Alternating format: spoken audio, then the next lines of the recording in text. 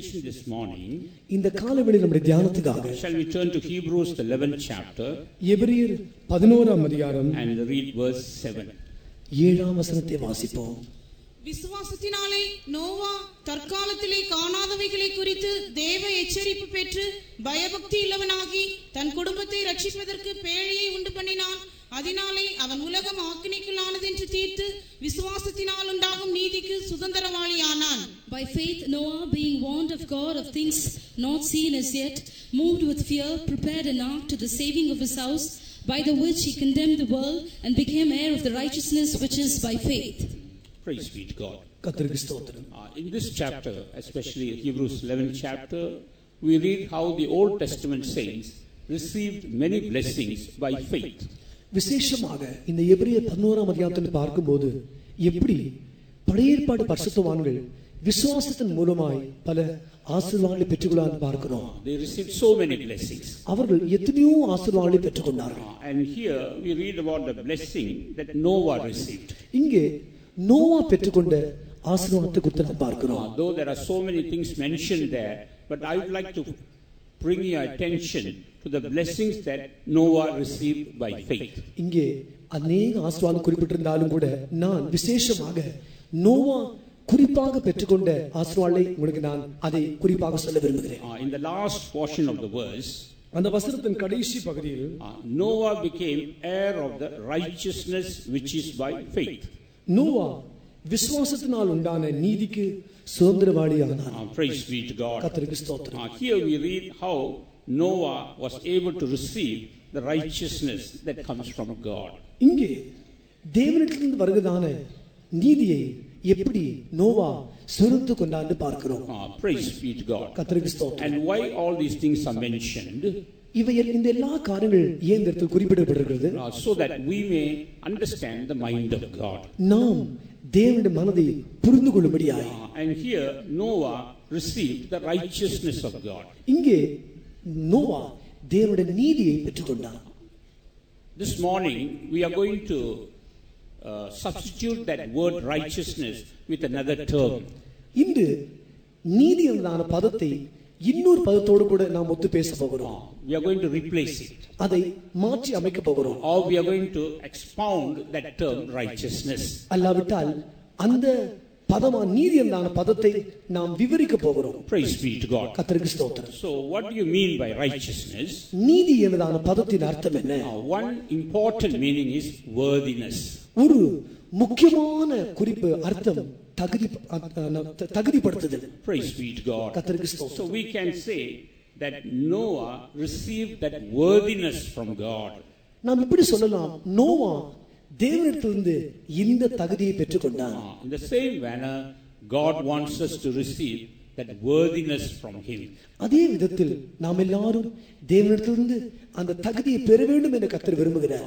Every spiritual experience is making us worthy to receive God's blessings. நமக்கு வருகிறதான ஒவ்வொரு ஆவிக்குரிய அனுபவங்களும் கர்த்தருடைய ஆசீர்வாதத்தை பெற்றுக்கொள்ள நம்மை தகுதியுள்ளவர்களாய் மாற்றுகிறது. Even yesterday you heard about the least in the kingdom of God. நேற்றும் கூட கர்த்தருடைய ராஜ்யத்தில் மிகவும் சிறியவர்களை குறித்து நீங்கள் கேட்டீர்கள். About great in the kingdom of God. கர்த்தருடைய ராஜ்யத்தில் பெரியவர்களை குறித்து கேட்டீர்கள். Then we read about the greatest in the kingdom of God. கர்த்தருடைய ராஜ்யத்தில் மிக பெரியவர்களை குறித்து கேள்விப்பட்டீர்கள். What does all this show? இவை எல்லாவற்றையும் எதை காண்பிக்கிறது? It also shows a certain measure of worthiness. இவை எல்லாம் கூட தகுதியின் பல அளவை காண்பிக்கிறது. Some may receive only a part of that worthiness. சிலர் அந்த தகுதியின் ஒரு பகுதியை மாத்திரம் பெறலாம். Others may receive a little more. இன்னும் மற்றவர் கொஞ்சம் அதிகமான தகுதியை பெறலாம். But some go all the way and they receive all the worthiness that God wants to receive. Wants to give us. ஆனால் சிலர் கர்த்தர் கொடுக்கிறதான அந்த முழு தகுதியை பெறும்படியாய் அந்த மட்டும் செல்கிறார். We have to receive all the worthiness that he has for us. நமக்காக கர்த்தர் வைத்திருக்கிற எல்லா தகுதியும் நாம் பெற்றுக்கொள்ள வேண்டும். That's why we see different places in eternity. ஆகவே நான் நித்தியத்தில் நாம் பல இடங்களை பார்க்கிறோம். We read about new earth, புதிய பூமியை குறித்து பார்க்கிறோம். new heaven, புதிய வானம், new Jerusalem, புதிய எருசலேம், new and Zion. Zion. All this shows the different measure of worthiness. இவை எல்லாவற்றும் பலவிதமான தகுதியின் நிலைமை அளவை காண்பிக்கிறது. In the New Testament, God wants to give us the maximum worthiness. புதிய பாட்டில் கர்த்தர் நமக்கு அந்த உச்ச கட்டத்தின் தகுதியை தர விரும்புகிறார். Praise be to God. That's why Jesus came to this world. அதற்காகவே கர்த்தராகிய இயேசு கிறிஸ்து இந்த உலகத்துக்கு வந்தார். And we can also use another term. நாம் இன்னொரு வார்த்தை உபயோகிக்கலாம். Instead of worthiness, we say closeness to God. தகுதி என்ற பதத்தை விட கர்த்தரோடு கூட நெருங்கி இருக்கிறதான அனுபவம். In eternity, we see different people will be at different distance to God. நித்தியத்தில் பார்க்கும்போது தேவனிடத்திலிருந்து பலவிதமான ஜனங்கள் அந்தந்த அளவுக்கு நெருங்கி இருப்பார்கள். Like for example, உதாரணமாக we both of us are standing here. நாங்கள் இருவரும் நின்று கொண்டிருக்கிறோம். The brother here is able to see our face. இங்க இருக்கிற நான் சகோதரனுடைய முகத்தை பார்க்க முடியும். And there is also one brother standing sitting near the pillar there. He can also see his face. அந்த தூண் இருக்கிற சகோதரர்கள் உட்கார்ந்து அவர்களுடைய முகத்தை பார்க்க முடியும். And then we see some in the temporary shed in between. They are also able to see our faces. தற்காலிகமான போடுற ஷெட்ல உட்கார்ந்து இருக்கிறவர்கள் கூட சிலர் எங்களுடைய முகத்தை பார்க்க முடியும். Then right at the back there are some. They are also able to see our face. சிலர் பின்னாக இருக்கிறார் அவர்களுக்கு கூட எங்களுடைய முகத்தை பார்க்க முடியும். But you see, their vision differs according to their distance. ஆனால் அவருடைய அந்த அளவுக்கு ஏற்றவாறு தான் அவருடைய காட்சி தரிசனம் வெவ்வேறா இருக்கிறது. The people here in front, they can see us very clearly. இங்க இருக்கிறவங்களுக்கு தெளிவாக எங்களை காண முடியும். The people a little behind, they see us but not so clearly. பின்ன இருக்கிறவர்கள் பார்க்க முடியும் ஆனா தெளிவாக பார்க்க முடியாது. Those in the center, they can probably see something white and something dark there. மத்தியில் இருக்கிறவர்கள் ஏதோ வெள்ளை கலரும் வெள்ளை நிறமும் கருப்பு நிறமும் பார்க்க முடியும். But those right at the back, they can only see an outline. ஆனால் பின்ன இருக்கிறவர்கள் ஏதோ ஒரு வரியை மாத்தான் பார்க்க முடியும். Praise be to God. That's what happens in eternity. இதுதான் நித்தியத்தில் சம்பவிக்கிறது. So this all shows the closeness that we have to God. இவையெல்லாம் நாம் தேவனோடு கூட வைத்திருக்கிறதான நெருங்கிய ஐக்கியத்தை காண்பிக்கிறது. God wants us to be very close to Him. தேவன் நாம் அவரோடு கூட நெருங்கி இருக்க வேண்டும் என்று அவர் விரும்புகிறார். For that only He gives us His worthiness. அதற்காக தான் தம்முடைய தகுதியை நமக்கு தருகிறார். This worthiness is also called righteousness. இந்த தகுதிக்கு இன்னொரு பதம் நீதி என்று அழைக்கப்படுகிறது. When we look in the New Testament, புதிய ஏற்பாட்டில் நாம் பார்க்கும்போது what is the first worthiness that God gives us? கர்த்தர் நமக்கு தருகிறதான முதலாவது தகுதி என்ன? In Romans chapter 4 verse 25, ரோமர் 4ஆம் அதிகாரம் 25ஆம் வசனம். Even yesterday we read that verse. அந்த வசனத்தை நாம் நேற்று வாசித்தோம். We read that He was delivered for our offenses. அவர் நம்முடைய பாவங்களுக்காக ஒப்புக் கொடுக்கப்பட்டார். And He was raised for our justification. நாம் நீதிமான்களாக்கப்படுவதற்காக எழுப்பப்பட்டார். So here justification is the first worthiness. இங்கே நீதிமான்களாக்கப்படுவது அதுதான் முதலாவது தகுதி. And what is this justification? இந்த நீதிகரித்தல் அதோடைய அர்த்தம் என்ன? Making us worthy to stand before God. கர்த்தருக்கு முன்பாக நம்மை நிற்கும்படி தகுதிப்படுத்துவது. That is the first thing God does in our life. அதுதான் தேவன் நம்ம ஜீவிதத்தில் செய்கிற முதலாவது காரணமாக. A sinner cannot stand before God. ஒரு பாவி தேவனுக்கு முன்பாக நிற்க முடியாது. He will have to put down his head. அவன் தன்னுடைய தலையை குனிய வேண்டும். He cannot look right into the face or the eyes of the Lord. அவன் தேவனுடைய முகத்தையோ அவருடைய கண்களை நேராக பார்க்க முடியாது. Because he is a sinner. ஏனென்றால் ஒரு பாவியா இருக்கிறார். But through the blood of Jesus, ஆனால் இயேசு இரத்தத்தின் மூலமாய் we have been cleansed. நாம் சுத்திகரிக்கப்பட்டிருக்கிறோம். We have been forgiven. நாம் பாவங்கள் மன்னிக்கப்பட்டது. We have been justified. நாம் நீதிகரிக்கப்பட்டோம். Now we can look at the face of God. இப்போது நாம் தேவனுடைய முகத்தை காண முடியும். We can stand straight and look at Him. நாம் நேராக நின்று அவருடைய முகத்தை பார்க்க முடியும். Can you say I can stand before God boldly this morning? இந்த காலவேளையில் நான் தேவனுக்கு முன்பாக தைரியமாய் நிற்க முடியும் என்று உங்களால் சொல்ல முடியுமா? If you are unable to do that, then you have not received the worthiness that comes from God. அப்படி உங்களால் செய்ய முடியாவிட்டால் தேவனிடத்திலிருந்து பெற்ற தகுதியை நீங்கள் பெற்றுக்கொள்ளவில்லை. God wants you to receive that worthiness. அந்த தகுதியை நீங்கள் பெற வேண்டும் என்று கர்த்தர் விரும்புகிறார். That's why Jesus came to this world. ஆகவேதான் கர்த்தராகிய இயேசு கிறிஸ்து இந்த உலகத்துக்கு வந்தார். Whoever you may be, நீ யாராயிருந்தாலும் சரி, whatever state you may be, நீ எந்த நிலையில் இருந்தாலும் சரி, look at Jesus right now. இப்போதே இயேசுவை நோக்கி பார். And look at the sufferings He went for you. உனக்காக அவர் பட்ட பாடுகளை நோக்கி பார். Look at the blood He shed for you. உனக்காக சிந்தின இரத்தத்தை நோக்கி பார். Look at the body that was torn for you. உனக்காக கிழிக்கப்பட்ட சரீரத்தை நோக்கி Oh, bar. it is all for you to make you worthy to stand before God. உன்னை தேவனுக்கு முன்பாக தகுதியுள்ளவனாய் மாற்றும்படியாத்தான் இப்படிப்பட்ட பாடுகளை சகித்தார். And you can come to Him and receive that forgiveness and cleansing. நீ அவரண்டை வந்து அந்த மன்னிப்பை பெற்று நீ சுத்திகரிக்கப்படலாம். And you can be justified. நீ நீதிகரிக்கப்படலாம். Praise be to God. கர்த்தருக்கு ஸ்தோத்திரம். What is the next stage of worthiness? அடுத்த தகுதியின் அடுத்த படி என்ன? That is to walk with God. கர்த்தரோடு கூட நடப்பது. When we read in Luke chapter 1, லூக்கா 1ஆம் அதிகாரத்தை வாசிக்கும்போது in verse 6 we read about a couple. 1ஆம் அதிகாரம் 6ஆம் அதிகாரத்தில் ஒரு தம்பதி குறித்து நாம் வாசிக்கிறோம். They were just before God or righteous before God, walking in all the commandments of God. அவர்கள் தேவனுக்கு முன்பாக நீதியுள்ளவர்களாய் இருந்தார்கள். கர்த்தருடைய கற்பனைகளின்படியும் நியாயத்தின்படியும் குற்றமற்றவர்களாய் இருந்தார்கள். They walked according to all the commandments of God. கர்த்தருடைய சகல கற்பனைகளின்படி அவர்கள் நடந்தார்கள். Therefore they have become righteous. ஆகவே அவர்கள் நீதிமான்களாக மாறினார்கள். Here walking with God means walking according to His commandments. இங்கே கர்த்தரோடு கூட நடப்பது என்றால் அவருடைய கட்டளைகள் நியமங்களுக்கு கீழ்ப்படிந்து நடப்பது. Walking with God means walking according to the counsel of God. கர்த்தரோடு கூட நடப்பது சொன்னால் அவருடைய ஆலோசனைக்கு கீழ்ப்படிந்து நடப்பது. Which is the first counsel in our spiritual life? நம்முடைய ஆவிக்குரிய ஜீவிதத்தில் முதலாவது ஆலோசனை என்ன? Can anyone say? Any young people here? யாராவது வாலிபர்கள் இந்த சொல்ல முடியுமா? Where are the young people? வாலிபர்கள் எங்கே? Normally young people will sit in front. எங்க பொதுவாக வழக்கமாக வாலிபர்கள் முன்னே உட்காருவார்கள். But here I don't see any young people. Of the sister side there are a lot here. சகோதரிமார் பக்கத்துல இருக்கிறாங்க. சகோதரிமார் பக்கத்துல. Which is the first counsel that God gives us in our spiritual life. நம்முடைய ஆவிக்குரிய ஜீவிதத்தில் கர்த்தர் தருகிற முதலாவது ஆலோசனை என்ன? Anyone, any young people? வாலிபர்கள் யாராவது சொல்லுங்க. Nobody. யாருமே இல்ல. That's a sad thing. துக்கமான காரியம் தான். Because young people must always be in front. எப்போது வாலிபர்கள் முன்னே இருக்க வேண்டும். They must be filled with the word of God. அவர்கள் கர்த்தருடைய வசனத்தினால் நிரம்பி இருக்க வேண்டும். Praise be to God. கர்த்தருக்கு ஸ்தோத்திரம். The first counsel we get from God is water baptism. கர்த்தரிடத்தில் நாம் பெறுகிற முதலாவது ஆலோசனை ஞானஸ்நானம். When we obey that counsel, நாம் அந்த ஆலோசனை கீழ்ப்படியும்போது we get this worthiness to walk with Jesus. கர்த்தரோடு இயேசுவோடு நடக்கும்படி இந்த தகுதியை நாம் பெற்றுக்கொள்கிறோம். If you have not taken baptism, you are not walking with Jesus. நீ இதுவரை ஞானஸ்நானம் எடுக்காவிட்டால் நீ இயேசுவோடு கூட நடக்கிறதில்லை. That's why in Romans 6:4 we read we are able to walk in the newness of life. ஆகவேதான் ரோமர் 6ஆம் அதிகாரம் 4ஆம் வசனம் வாசிக்கும்போது நீங்கள் இந்த புதிதான ஜீவனுக்குள் நடக்கிறீர்கள். ஜீவனின் புதுமையிலே நடக்கிறீர்கள். ஜீவனின் புதுமையில் நடக்கிறீர்கள். Praise be to God. கர்த்தருக்கு ஸ்தோத்திரம். Yes, you must obey that counsel. ஆம், நீங்கள் அந்த ஆலோசனையை கீழ்ப்படிய வேண்டும். Then you can walk with Jesus. அப்போது நீங்கள் இயேசுவோடு கூட நடக்க முடியும். All cannot walk with Jesus. எல்லாரும் இயேசுவோடு நடக்க முடியாது. On Friday we heard one verse. வெள்ளிக்கிழமை நாம் ஒரு வசனத்தை கேட்டோம். Amos chapter 3 verse 3.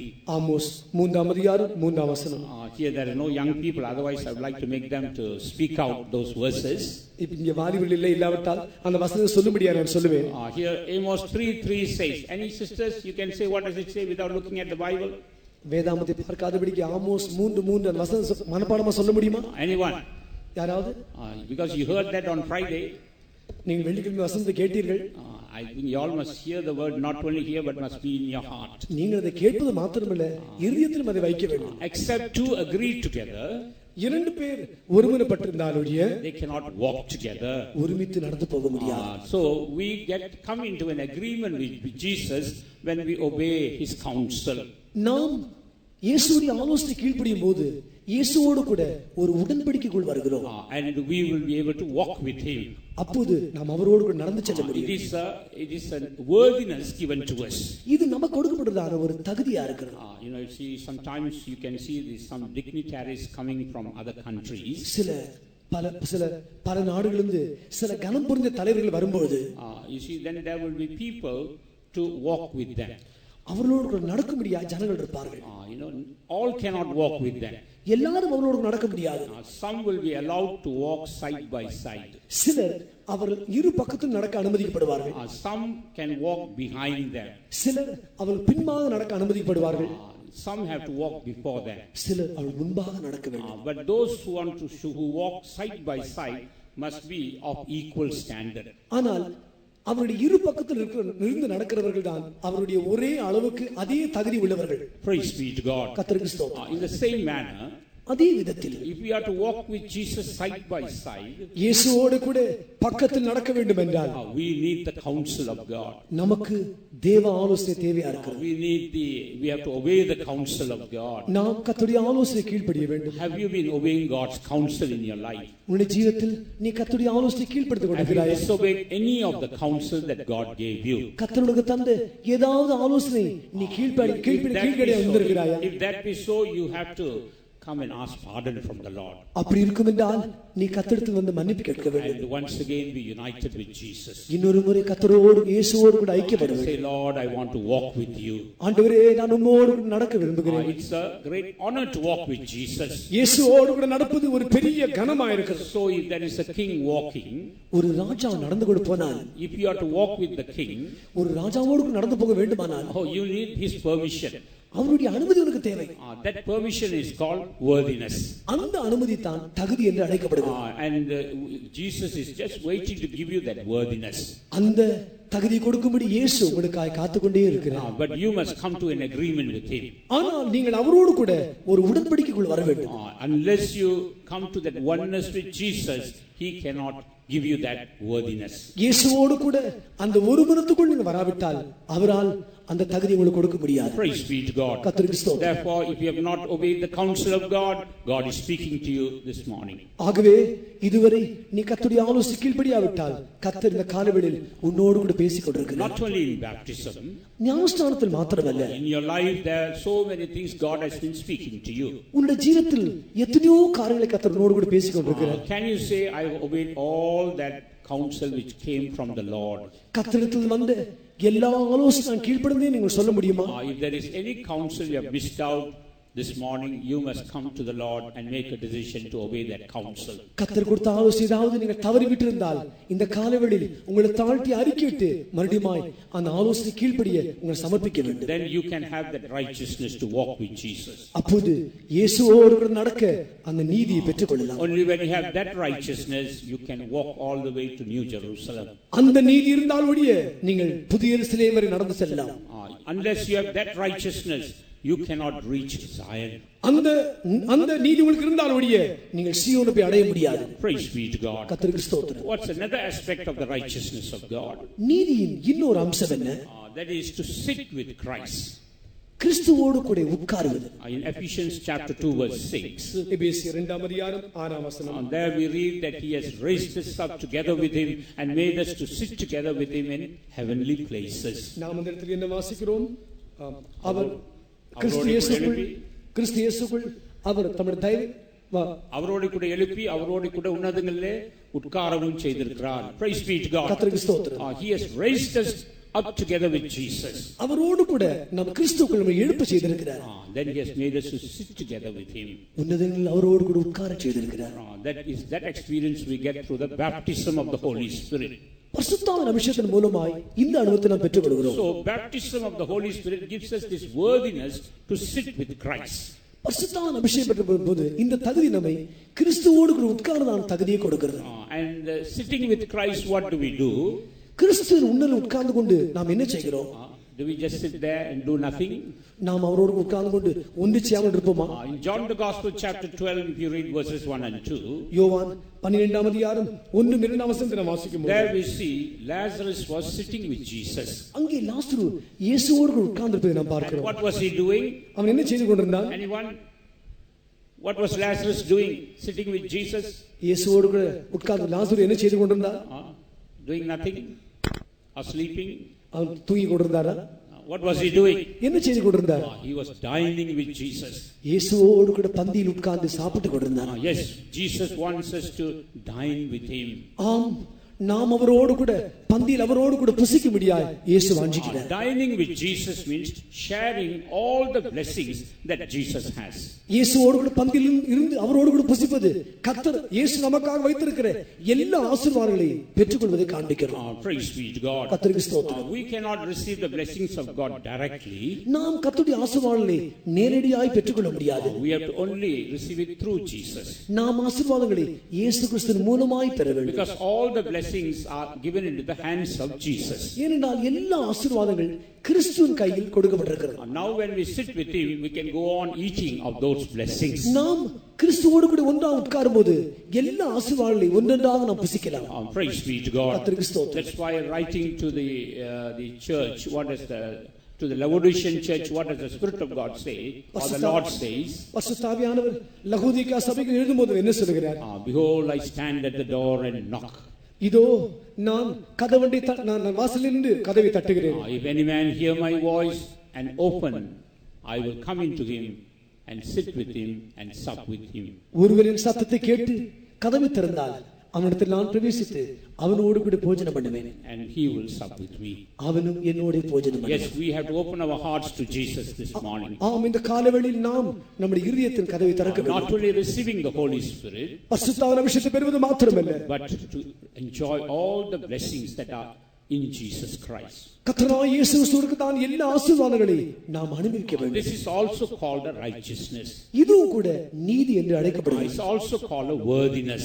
இதுவும் தகுதி என்று அழைக்கப்படுகிறது. Though there were 3 members in that family, அந்த குடும்பத்தில் 3 அங்கத்தினர் இருந்தாலும் there we read Lazarus had the privilege of sitting with Jesus and dining with Jesus. லாசருக்கு மாத்திரம்தான் இயேசுவோடு கூட பந்தியிருந்து போஜனம் பண்ண அந்த ஸ்லாக்கியம் கிடைத்தது. God is calling you this morning to dine with Jesus. இதோ இந்த காலைவேளையில் இயேசுவோடு கூட பந்தியிருக்கும்படி கர்த்தர் அழைக்கிறார். When you go on dining with Jesus, you will forget all your worries.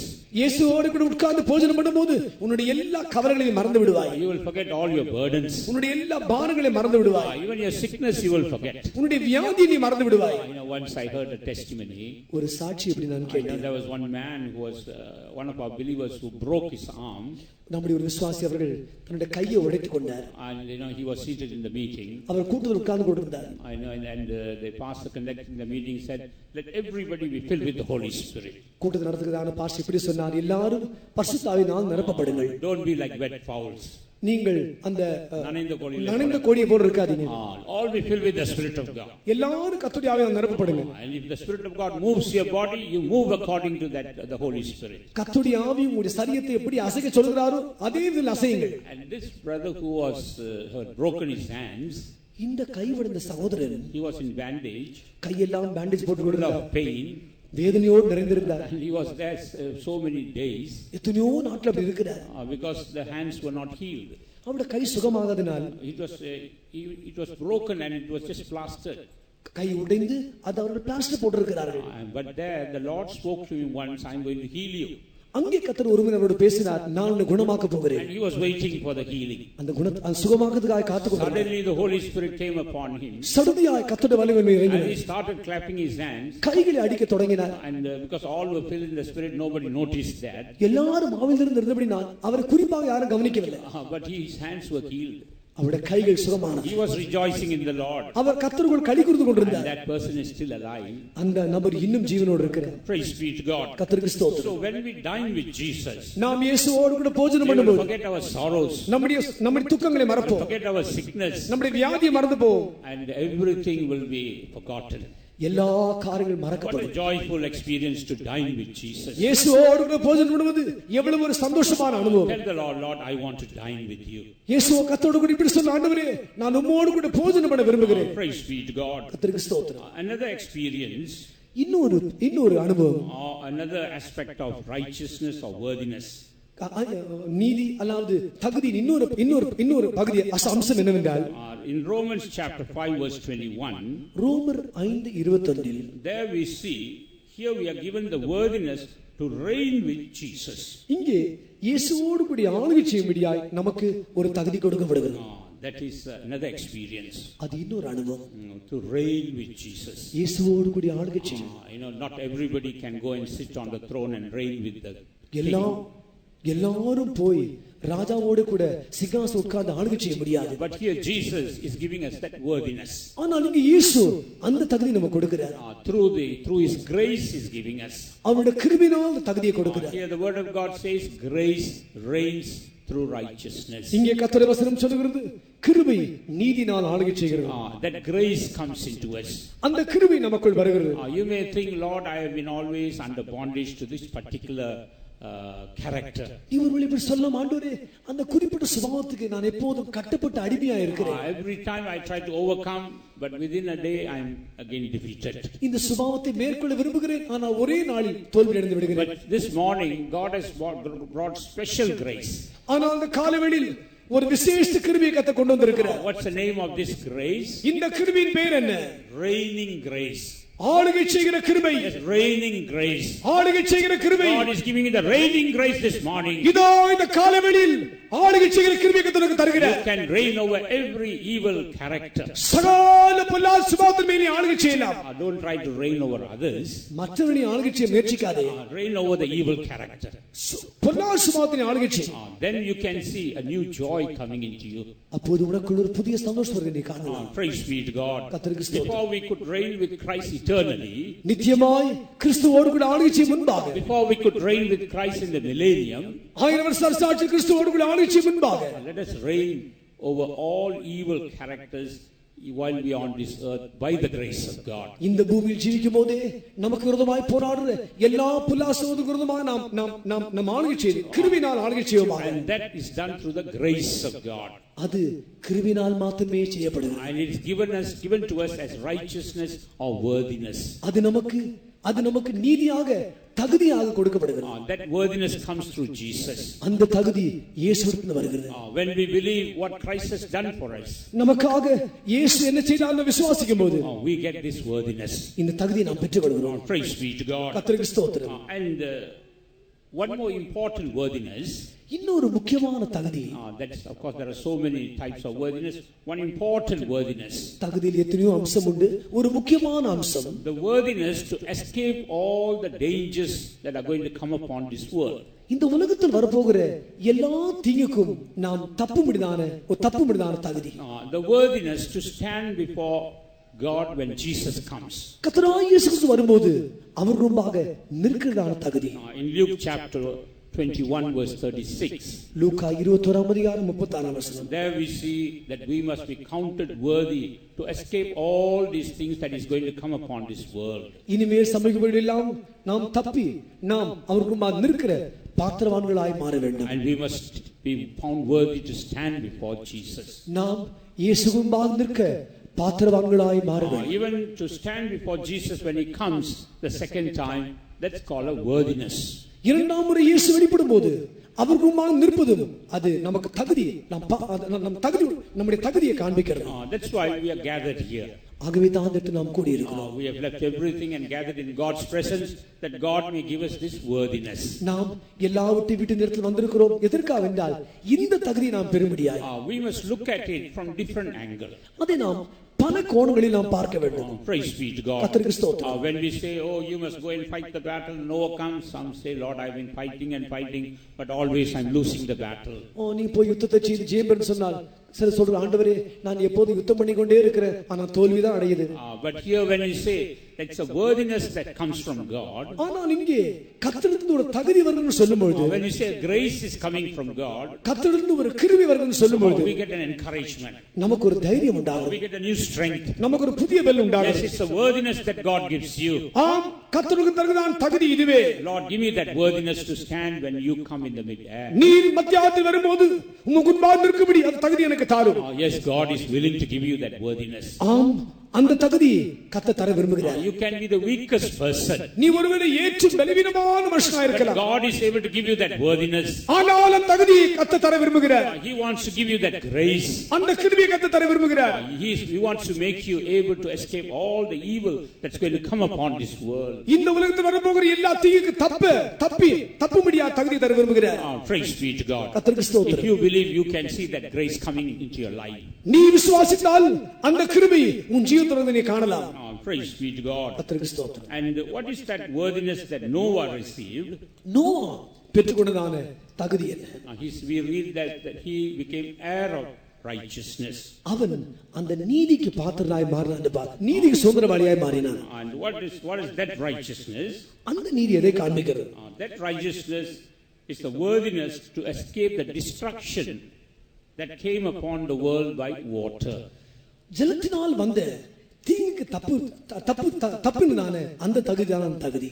In Ezekiel 14:14 we read that it is that righteousness that helped him to be delivered from the destruction.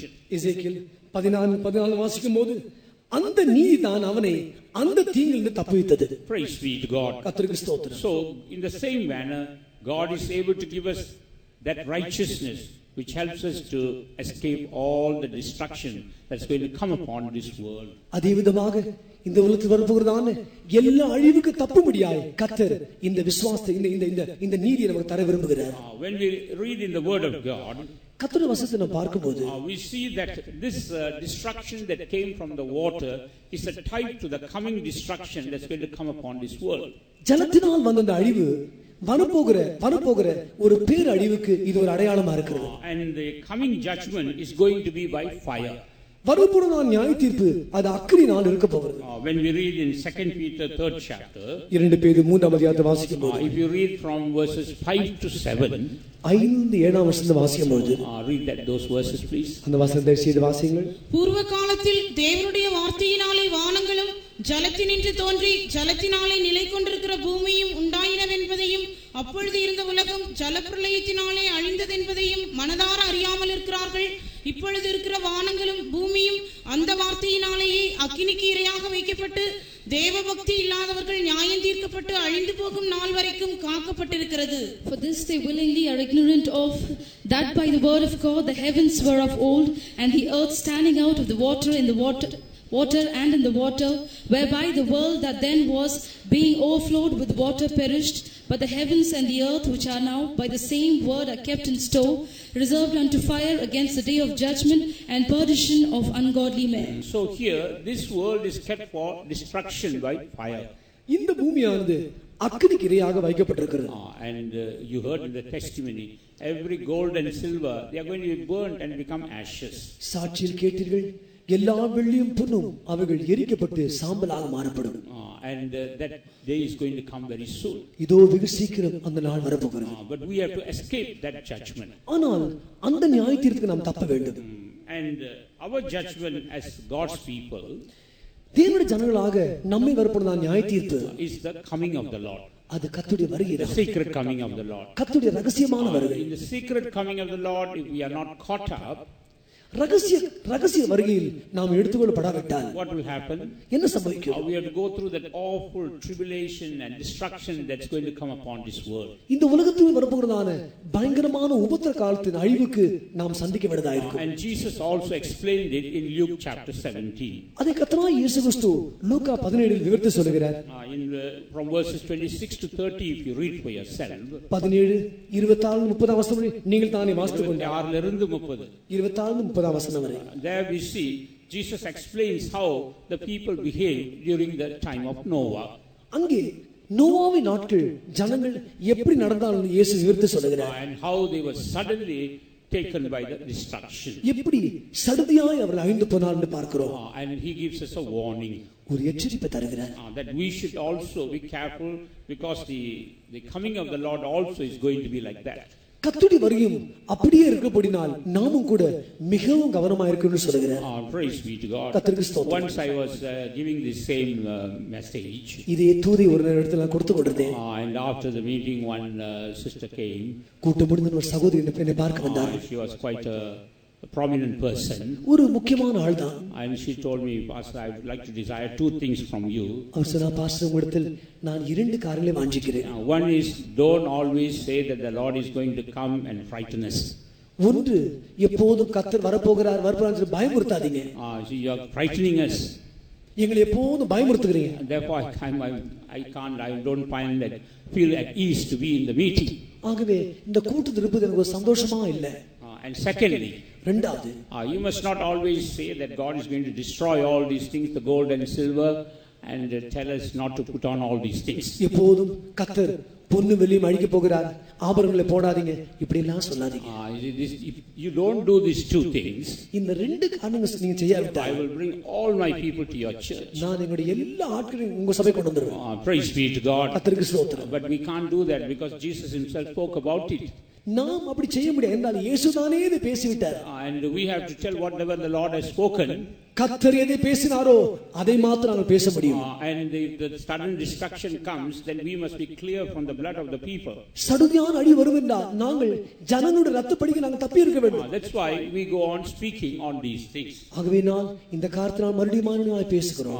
If we escaping from the coming judgment and tribulation is also a righteousness. வரப்போகிறதான நியாய தீர்ப்புக்கும் வரப்போகிறதான உபத்திரவத்துக்கும் தப்புவது அது ஒரு தேவ நீதியா இருக்கு. The greatest blessing or righteousness is to be caught up at the secret coming of the Lord. ஒரு பெரிய ஆசீர்வாதம் பெரிய நீதி என்னவென்றால் கர்த்தராகிய இயேசு ரகசியவர்கள் நாம் எடுத்துக்கொள்ளப்படுவதே. And as we know, we don't receive this righteousness by our own strength. இந்த நீதியை நம்முடைய சொந்த பலத்தினால் நாம் பெற முடியாது. Not because of our own goodness. நம்முடைய சொந்த நன்மையினால் அல்ல. But the word of God said we receive it by faith. கர்த்தருடைய வசனம் சொல்லுகிறது நாம் இதை விசுவாசத்தினால் பெற்றுக்கொள்கிறோம். Here Noah received this righteousness by faith. இந்த நீதியை நோவா விசுவாசத்தினால் பெற்றுக்கொண்டார். He believed the word of God. அவன் கர்த்தருடைய வசனத்தை விசுவாசித்தான். Obeyed the word of God. கர்த்தருடைய வசனத்தை கீழ்ப்படிந்தான். And he built an ark. ஒரு பேழையை கட்டினான். And by that he became heir of righteousness. அப்படியாக நீதிக்கு சுதந்திரவாளியாய் மாறினான். I would like to turn your attention to that phrase. அந்த பதத்துக்கு உங்களுடைய கவனத்தை நீங்கள் திருப்பும்படியாக விரும்புகிறேன். He became heir of righteousness. அவன் நீதிக்கு சுதந்திரவாளியாய் மாறினான். Heir of righteousness, what does it show? நீதிக்கு சுதந்திரவாளி என்ற அதனுடைய அது எதை காண்பிக்கிறது? Here he did not purchase that righteousness. இவன் அந்த இடத்தில் அந்த நீதியை வாங்கவில்லை. How did he got that righteousness? அவன் எப்படி நீதியை சுதந்து கொண்டான்? By coming into the family of God. கர்த்தருடைய குடும்பத்துக்குள் வருவதன் மூலமாக இதை பெற்றுக்கொண்டான். Who gets an inheritance? யாருக்கு சுதந்திரம் கிடைக்கும்? There are two ways in which a person can get an inheritance. ஒரு மனுஷன் இரண்டு விதத்தில் சுதந்திரத்தை பெற்றுக்கொள்ளலாம். First, when we read in Proverbs 19th chapter, முதலாவது நீதிமொழிகள் 19ஆம் அதிகாரத்தை வாசிக்கும் in verse 14 we read that houses and riches are inheritance of the fathers. 14ஆம் வசனத்தில் வீடும் ஆஸ்தியும் பிதாக்கள் வைக்கிற சுதந்திரம். That we get an inheritance through our fathers. நம்முடைய முற்பிதாக்கள் மூலமாக நமக்கு சுதந்திரம் கிடைக்கிறது. In the same manner, அதே விதமாக this righteousness is in the house of God. இந்த நீதி தேவனுடைய வீட்டில் இருக்கிறது. If we are to receive this righteousness, we cannot purchase it in any way. இந்த நீதி நாம் பெற வேண்டும் என்றால் எந்த விதத்திலும் நாம் விலை கொடுத்து வாங்க முடியாது. We must become a person, a member of that family of God. நாம் தேவனுடைய குடும்பத்தின் ஒரு அங்கத்தினாய் மாற வேண்டும். And first we become a member of that family by becoming a child of God. முதலாவது தேவனுடைய பிள்ளையாய் மாறுவது நிமித்தமாக அந்த குடும்பத்தின் அங்கத்தினாக மாறுகிறோம். When our sins are forgiven, our names are written in the book of life. நம்முடைய பாவங்கள் மன்னிக்கப்படும்போது இதோ ஜீவ புத்தகத்தில் நம்முடைய பெயர் எழுதப்படும். We become a member of God's family. இல்லாவிட்டால் தேவனுடைய குடும்பத்துக்கு நாம் ஒரு அங்கத்தினாய் மாறுகிறோம். As a member, you have got a right to claim the inheritance of the father. ஒரு குடும்பத்தின் அங்கத்தினாக தைரியமாக பிதாவின் சுதந்திரத்தை உரிமை பாராட்டுவதற்கு அதிகாரம் உண்டு. And next we see we have to become heirs of God and joint heirs with Christ. அடுத்ததாக நீங்கள் சுதந்திரவாளராக கிறிஸ்துவோடு கூட உடன் சுதந்திரராக மாற வேண்டும். Read Romans 8th chapter verse 17. ரோமர் 8ஆம் அதிகாரம் 17ஆம் வசனம். நாம் பிள்ளைகளானால் சுதந்திரருமாமே, தேவனுடைய சுதந்திரரும் கிறிஸ்துவுக்கு உடன் சுதந்திரருமாமே, கிறிஸ்துவுடனே கூட நாம் மகிமைப்படும்படிக்கு அவருடனே கூட பாடுபட்டால் அப்படியாகும். And if children, then heirs, heirs of God, and joint heirs with Christ, if so be that we suffer with him, that we may be also glorified together. So first we become children. முதலாவது பிள்ளைகளாக மாறுகிறோம். And after that we must become sons. பின்பு நாம் குமாரராக மாறுகிறோம். When we saw that once our sins are forgiven, we become his children. ஒருவரை நம்முடைய பாவங்கள் மன்னிக்கப்படும்போது நம்முடைய பிள்ளைகளாக மாறுகிறோம். Then we must become sons. பின்பு நாம் குமாரராக மாற வேண்டும். We become first sons by faith. முதலாவது நாம் விசுவாசத்தின் புத்திரராக மாறுகிறோம். In Galatians 3rd chapter, கலாத்தியர் 3ஆம் அதிகாரம் in verse 26 we read, we become sons of God by faith. 24ஆம் வசனத்தை வாசிக்கும்போது விசுவாசத்தினால் நாம் தேவ புத்திரராய் மாறுகிறோம். When we obey the word of God and take baptism, we become sons of God by faith. கர்த்தருடைய வசனத்துக்கு கீழ்ப்படிந்து நாம் ஞானஸ்நானம் எடுக்கும்போது விசுவாசத்தினால் தேவ புத்திரராய் மாறுகிறோம். And in Romans 8th chapter, ரோமர் 8ஆம் அதிகாரத்தில் in verse 15 we read, when we receive the spirit of adoption or the Holy Spirit baptism, we become sons of God. ரோமர் 8ஆம் அதிகாரம் 15ஆம் அதிகாரத்தில் பரிசுத்த ஆவியை பெறும்போது நமக்கு புத்திரசுவாசன ஆவியை நாம் பெற்றுக்கொள்கிறோம். And by that we become sons of God. அதன் மூலமாய் தேவ குமாரராய் மாறுகிறோம். We need these experiences if we are to inherit that righteousness. அந்த நீதியை சுதந்து கொள்ளும்படியாய் நமக்கு இந்த அனுபவங்கள் தேவையா இருக்கு. And the next experience about the sons, குமாரர்களுடைய அடுத்த அனுபவம் என்ன? Romans 8 chapter verse 14. ரோமர் 8:14. As many as are led by the Spirit, they are the sons of God. எவர்கள் தேவனுடைய ஆவியினால் நடத்தப்படுகிறார்களோ அவர்கள் தேவபுத்திரர். So not only receiving the Holy Spirit, பரிசுத்த ஆவியை நாம் பெறுவது மாத்திரமல்ல, we must be led by the Spirit of God. நாம் ஆவியினால் பரிசுத்த ஆவியினால் Then we நடத்தப்படுவோம். become true sons of God. அப்போது நாம் உண்மையான தேவபுத்திரராய் மாறுவோம். Another experience we read in 2 Corinthians 6 chapter. இன்னொரு அனுபவம் 2 கொரிந்தியர் 6ஆம் அதிகாரத்தை நாம் வாசிக்கிறோம். In verses 17 and 18, 17 18ஆம் வசனம். the Lord says, come ye out from among them and be ye separate. அவர்களை விட்டு நீங்கள் புறப்பட்டு வந்து நீங்கள் வேறு பிரிந்து இருங்கள். Then I will receive you. அப்போது உங்களை நான் ஏற்றுக்கொள்வேன். And you shall be my sons and daughters, and I will be your father. நீங்கள் எனக்கு குமாரனும் குமார்த்திகளாய் இருப்பீர்கள், நான் உங்களுக்கு பிதாவாய் இருப்பேன். Praise be to God. கர்த்தருக்கு ஸ்தோத்திரம். When do we become true sons? எப்போது நாம் உண்மையான புத்திரராய் மாறுகிறோம்? Or when we live a separated life? ஒரு வேறு பிரிந்த ஜீவன் ஜீவிக்கும்போது. It's the word of God that tells us. இது கர்த்தருடைய வசனம் தான் சொல்லுகிறது. Not anybody else. வேற யாரும் சொல்லவில்லை. If we obey the word of God and live a separated life, we will become true sons of God. கர்த்தருடைய வசனம் கீழ்ப்படிந்து உண்மையாவே நாம் வேறு பிரிந்து ஜீவிப்போம் என்றால் நாம் உண்மையான தேவபுத்திரராய் மாறுவோம். And we can inherit the promises of God. நாம் கர்த்தருடைய வாக்குத்தத்தங்களை சொந்தத்துக் கொள்ள We முடியும். can inherit the righteousness of God. நாம் தேவ நீதியை சொந்தத்துக் கொள்ள முடியும். And the righteousness that God has for us is to be in Zion and in New Jerusalem. நமக்காக கர்த்தர் வைத்த சுதந்திரம் என்னவென்றால் சீயோன் எருசலேமில் அவரோடு கூட இருப்பதே. Praise be to God. கர்த்தருக்கு ஸ்தோத்திரம். Another experience about the sons of God. தேவகுமாரர்களுக்கு இன்னொரு அனுபவம் என்னவென்றால், Yesterday we heard about it. நேற்று நாம் அதை கேட்டோம். Revelation 21:7, he that overcometh shall inherit all things, and I will be a father to him, and he shall be my son. வெளிப்படுத்தின விசேஷம் 21ஆம் அதிகாரம் 7ஆம் வசனம், ஜெயங்கொடும் எல்லாவற்றையும் சுமந்து கொள்வான், நான் அவன் தேவனாயிருப்பேன், அவன் என் குமாரனாயிருப்பான். Yes, we must overcome through the power of God, as we heard last night. நேற்றிரவு கேட்டது போல, ஆம், தேவ வல்லமையினால் நாம் ஜெயம் கொள்ள வேண்டும். The word God gives us the baptism of the Holy Spirit so that we can overcome all things. எல்லா காரியத்தின் மேல் நாம் ஜெயம் கொள்ளும்படி கர்த்தர் நமக்கு பரிசுத்தாவின் அபிஷேகத்தை தருகிறார். When we are filled with the Holy Spirit, நாம் பரிசுத்தாவின் வல்லமையினால் நிரப்பப்படும்போது the Holy Spirit fights the battle for us. பரிசுத்தாவியா நமக்காக யுத்தம் பண்ணுகிறார்.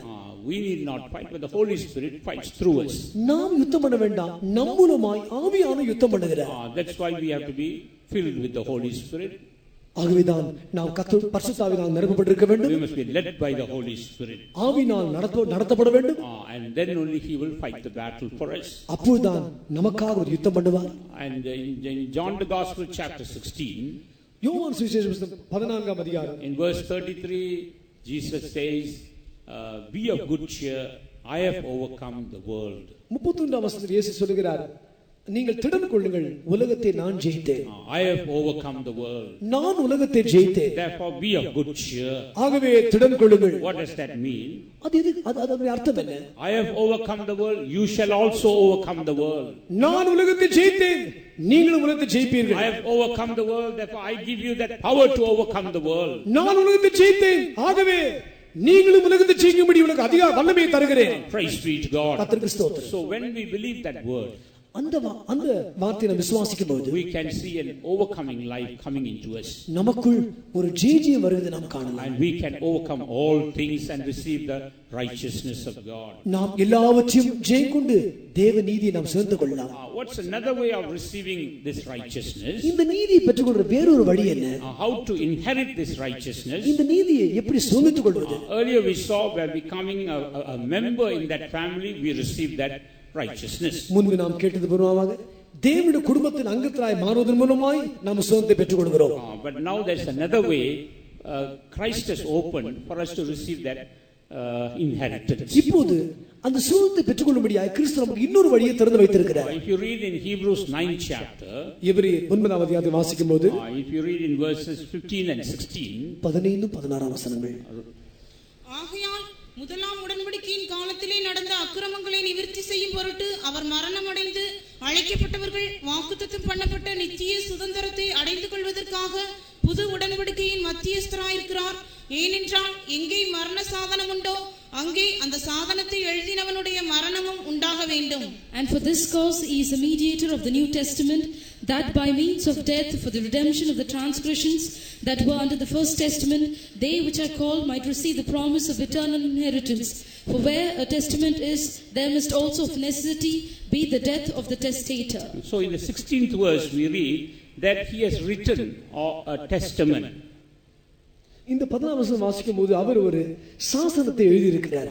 What is that testament? அந்த சாசனம் என்ன? In modern terms, what do you mean by that? புதிய இந்த நாட்டு அந்த நவீன பதத்தில் அது எப்படி சொல்லலாம்? It's a will. அது will. அது will எழுதி இருக்கிறார். We can either inherit a promise or an inheritance by being a member of a family or through a will. ஒரு குடும்பத்தின் அங்கத்தினருக்கு மூலமாய் இல்லாவிட்டால் ஒரு will மூலமாய் நீங்கள் அந்த சுதந்திரத்தை பெற்றுக் கொள்ளலாம். Say I may not belong to the family of this brother. நான் ஒருவேளை சகோதரனுடைய குடும்பத்துக்கு அங்கத்தினா இல்ல இருக்கலாம். But he can write a will. ஆனால் அவர் ஒரு அந்த will எழுதலாம். All my house belongs to so and so. என்னுடைய வீடு இவருக்கு சொந்தம். So he writes a will. அவர் அங்கே அதை எழுதி எழுதுகிறார். And he seals that will. அதை முத்திரை போடுகிறார். And therefore now through that will I can receive that inheritance. இந்த will மூலமாய் நான் அந்த சுதந்திரத்தை பெற்றுக் கொள்கிறேன். But what is one thing required? ஆனால் ஒரு காரியம் தேவையா இருக்கிறது. This person has to die if that will has to come into if I have to exercise that will. அந்த வில்லை நான் எடுத்து அதை அனுபவிக்கும்படியாய் கொடுத்த மனுஷன் மரிக்க வேண்டும். Till he is alive I cannot exercise that will. அவர் ஜீவனோடு இருக்கும் வரை நான் அதை அனுபவிக்க முடியாது. So in the same manner, அதே விதமாக Jesus has written a will. இயேசு ஒரு will எழுதி இருக்கிறார். See, all my righteousness must go to so and so. என்னுடைய எல்லா நீதி இந்த நபருக்கு செல்ல வேண்டும். All my blessings must go to so and so. என்னுடைய எல்லா ஆசீர்வாதங்கள் இந்த நபருக்கு செல்ல வேண்டும். And Jesus died on the cross. இயேசு சிலுவையில் மரித்தார். By his death now we can take that will and exercise all that is mentioned in that will. இப்படி அப்படி மரித்தபடினால் அவருடைய மரண சாசனத்தினால் எழுதப்பட்ட எல்லா காரியத்தையும் நாம் அனுபவிக்க முடியும். That will says that so and so can sit with me on my throne. எழுதப்பட்ட சாசனம் இப்படி சொல்லுகிறது, இந்த மனுஷன் இந்த நபர் என்னோடு கூட சிங்காசனத்தில் வீற்றிருப்பார். Look at what Jesus has done for us. இயேசு நமக்காக செய்த காரியத்தை பாருங்கள். That's why here he says he has become a mediator of the new covenant. ஆகவேதான் இவர் சொல்லுகிறார், புதிய உடன்படிக்கை அவர் மத்தியஸ்தராய் மாறி இருக்கிறார். And through his blood he has blotted away all the transgressions before we came to the Lord. நாம் கர்த்தருக்கு வரும் முன்பாக இருந்தான் எல்லா அக்கிரமங்களை நிவர்த்தி செய்து போட்டார். Through his blood. அவர் இரத்தத்தினால் நிவர்த்தி செய்தார். Now he has also made a covenant or a testament by which we can enjoy all that he has in store for us. இப்போது ஒரு புதிய உடன்படிக்கை செய்திருக்கிறார். அந்த உடன்படிக்கையின் சாசனத்தினால் நாம் அவருக்கு நமக்காக வைத்திருக்க எல்லா காரியத்துக்கும் நாம் சுதந்திரவாளியாய் மாறுகிறோம். Praise be to God. கர்த்தருக்கு ஸ்தோத்திரம். So the death and the resurrection of Jesus Christ has made us heirs of God. ஆகவே இயேசுவின் மரணமும் உயிர்த்தெழுதலும் நம்மை சுதந்திரவாளியாய் மாறி இருக்கிறது. And when we believe the death and the resurrection of Jesus Christ, இயேசுவின் மரணத்தையும் உயிர்த்தெழுதலையும் விசுவாசிக்கும் பொழுது we can enjoy all the blessings that God has in store for us. கர்த்தர் நமக்காக வைத்திருக்கிற எல்லா ஆசீர்வாதங்களும் சுதந்திரிக்க கொள்ள முடியும். Even this morning, just think for a moment. இந்த காலைவேளையில் கூட ஒரு க்ஷண பகுதியில் நினைத்து பாருங்கள். What is the blessing that you are lacking? நீ என்ன ஆசீர்வாத குறைவுள்ளவனாய் காணப்படுகிறாய்? Whether it be spiritual or physical. அது ஆவிக்குரிய ஆசீர்வாதமோ சரீரமான ஆசீர்வாதமோ. Jesus has written that will for you. இயேசு உனக்காக சாசனத்தை எழுதி வைத்திருக்கிறார். And he is now dead. அவர் மரித்து போய்விட்டார். And he is risen. Our உயிர்த்தெழும்பினார். And through his death now we can acquire all that is mentioned in that will. அவருடைய மரணத்தின் மூலமாய் அந்த வில்லில் எழுதப்பட்ட எல்லா காரியத்தையும் நாம் உரிய பாராட்டலாம். We can boldly claim that will. தைரியமாய் அந்த சாசனத்தை உரிய பாராட்டலாம். Praise be to God. கர்த்தருக்கு ஸ்தோத்திரம். And that's what God has done for us. அதுதான் கர்த்தர் நமக்காக செய்திருக்கிறார். When we come back to Noah, நாம் நோவாவுக்கு வரும்போது we read that he became the heir of righteousness by building the ark. அவன் பேழையை கட்டுவதன் மூலமாய் அவன் நீதி சுதந்திரவாளியாய் மாறினான். And this ark shows so many things. இந்த பேழையானது எத்தனையோ காரியங்களை காண்பிக்கிறது. But for this morning's meditation, இந்த காலை தியானத்துக்காக we can compare this ark to our faith and faith life. இந்த பேழையை விசுவாசத்துக்காக நம்முடைய விசுவாச ஜீவிதத்துக்கு ஒப்பிட்டு பேசலாம். And through this ark we can enjoy all the blessings of God. இந்த பேழையின் மூலமாய் நாம் எல்லா ஆசீர்வாதங்களையும் அனுபவிக்கலாம். And how did he build this ark? இந்த பேழையை அவன் எப்படி கட்டினான்? We don't want to go into detail, but I'll just give you the points. நான் விவரமாக போக சமயமில்லை, ஆனால் குறிப்புகளை சொல்லுகிறேன். We read that this ark had a measurement. இந்த பேழைக்கு ஒரு அளவு இருந்தது. Genesis chapter 6 verse 15. ஆதியாகமம் 6:15. There we read this ark was 100 cubits long. இந்த பேழையானது அது 100 முழம் அகலமாக இருந்தது. Is it 100? Read that verse. 300 முழமும். Sorry. It was 300 cubits. அதன் நீளம் 300 முழமும். What does 300 show? 300 எதை காண்பிக்கிறது? The presence of God. தேவ சமூகம். Because even the tabernacle, the circumference was 300 cubits. ஏனென்றால் அந்த ஆசரிப்பு கூடாரத்து சுற்றளவு 300 முழமாக இருந்தது. That speaks about the presence of God. அது தேவ சமூகத்தை காண்பிக்கிறது. When in our faith life we can see the presence of God. நம்முடைய விசுவாச ஜீவிதத்தில் நாம் தேவ சமூகத்தை காணலாம். We need the presence of God. நமக்கு தேவ சமூகம் தேவையா இருக்கு. I think yesterday morning's message also was focused on the presence of God. நேற்று காலை தூது கூட தேவ சமூகத்தை குறித்து வெளிப்படுத்த நான் யோசிக்கிறேன். We must always abide in God's presence and worship Him. நாம் எப்போதும் தேவ சமூகத்தில் தங்கியிருந்து அவர் ஆராதிக்க வேண்டும். And when we have the presence of God, we can build up our faith life. தேவ சமூகம் நம்மோடு இருக்கும்போது நம்முடைய விசுவாச ஜீவிதத்தை நாம் கட்டி எழுப்பலாம். We can enjoy the righteousness of God. நாம் தேவனுடைய நீதி அனுபவிக்கலாம். And next measurement, அடுத்த அளவு is 50 cubits wide. அதன் அகலம் 50 முழம். What does 50 show? 50 எதை காண்பிக்கிறது? 50 shows the blessings that come through the anointing of the Holy Spirit. 50 என்பது பரிசுத்தாவின் அபிஷேகத்தின் மூலமாய் நாம் பெறுகிற ஆசீர்வாதங்களை காண்பிக்கிறது. Two important blessings we get through the anointing. அபிஷேகத்தின் மூலமாய் இரண்டு முக்கியமான ஆசீர்வாதங்களை பெறுகிறோம். One is the unity in fellowship. ஒன்று ஐக்கியத்தின் ஒருமைப்பாடு. In Psalms 133 verse 1, சங்கீதம் 133:1, there we see how pleasant and beautiful it is for brethren to dwell together in unity. அந்த இடத்தில் நாம் பார்க்கும்போது இதோ சகோதரர் ஒருமித்து வாசம் பண்ணுகிறது எத்தனை நன்மையும் எத்தனை இன்பமானது. Good and pleasant. எத்தனை நன்மையும் எத்தனை இன்பமானது. The next verse says it is like the ointment that came upon Aaron.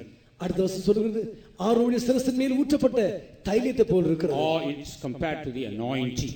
அல்லாவிட்டால் அபிஷேகத்தை ஒப்பனையாய் பேசப்படுகிறது. When the anointing comes upon us, நம்மேல் அபிஷேகம் பொழியப்படும் பொழுது there will be a fellowship there. அங்கே ஒரு ஐக்கியம் காணப்படும். There will be unity in that fellowship. அந்த ஐக்கியத்தில் ஒருமைப்பாடு காணப்படும். And the following verses say in that fellowship God will command His blessings forevermore. Life and blessings forevermore. கீழே வசனம் வாசிக்கும்போது அந்த இடம் காணப்படும் போது கர்த்தர் என்னென்னேக்கும் ஆசீர்வாதத்தை ஜீவனை கட்டளையிடுகிறார். In that fellowship we see the life of God. அந்த ஐக்கியத்தில் தேவனுடைய ஜீவனை நாம் காண்கிறோம். In that fellowship we see the blessings of God. அந்த ஐக்கியத்தில் சகல ஆசீர்வாதங்களை காண்கிறோம்.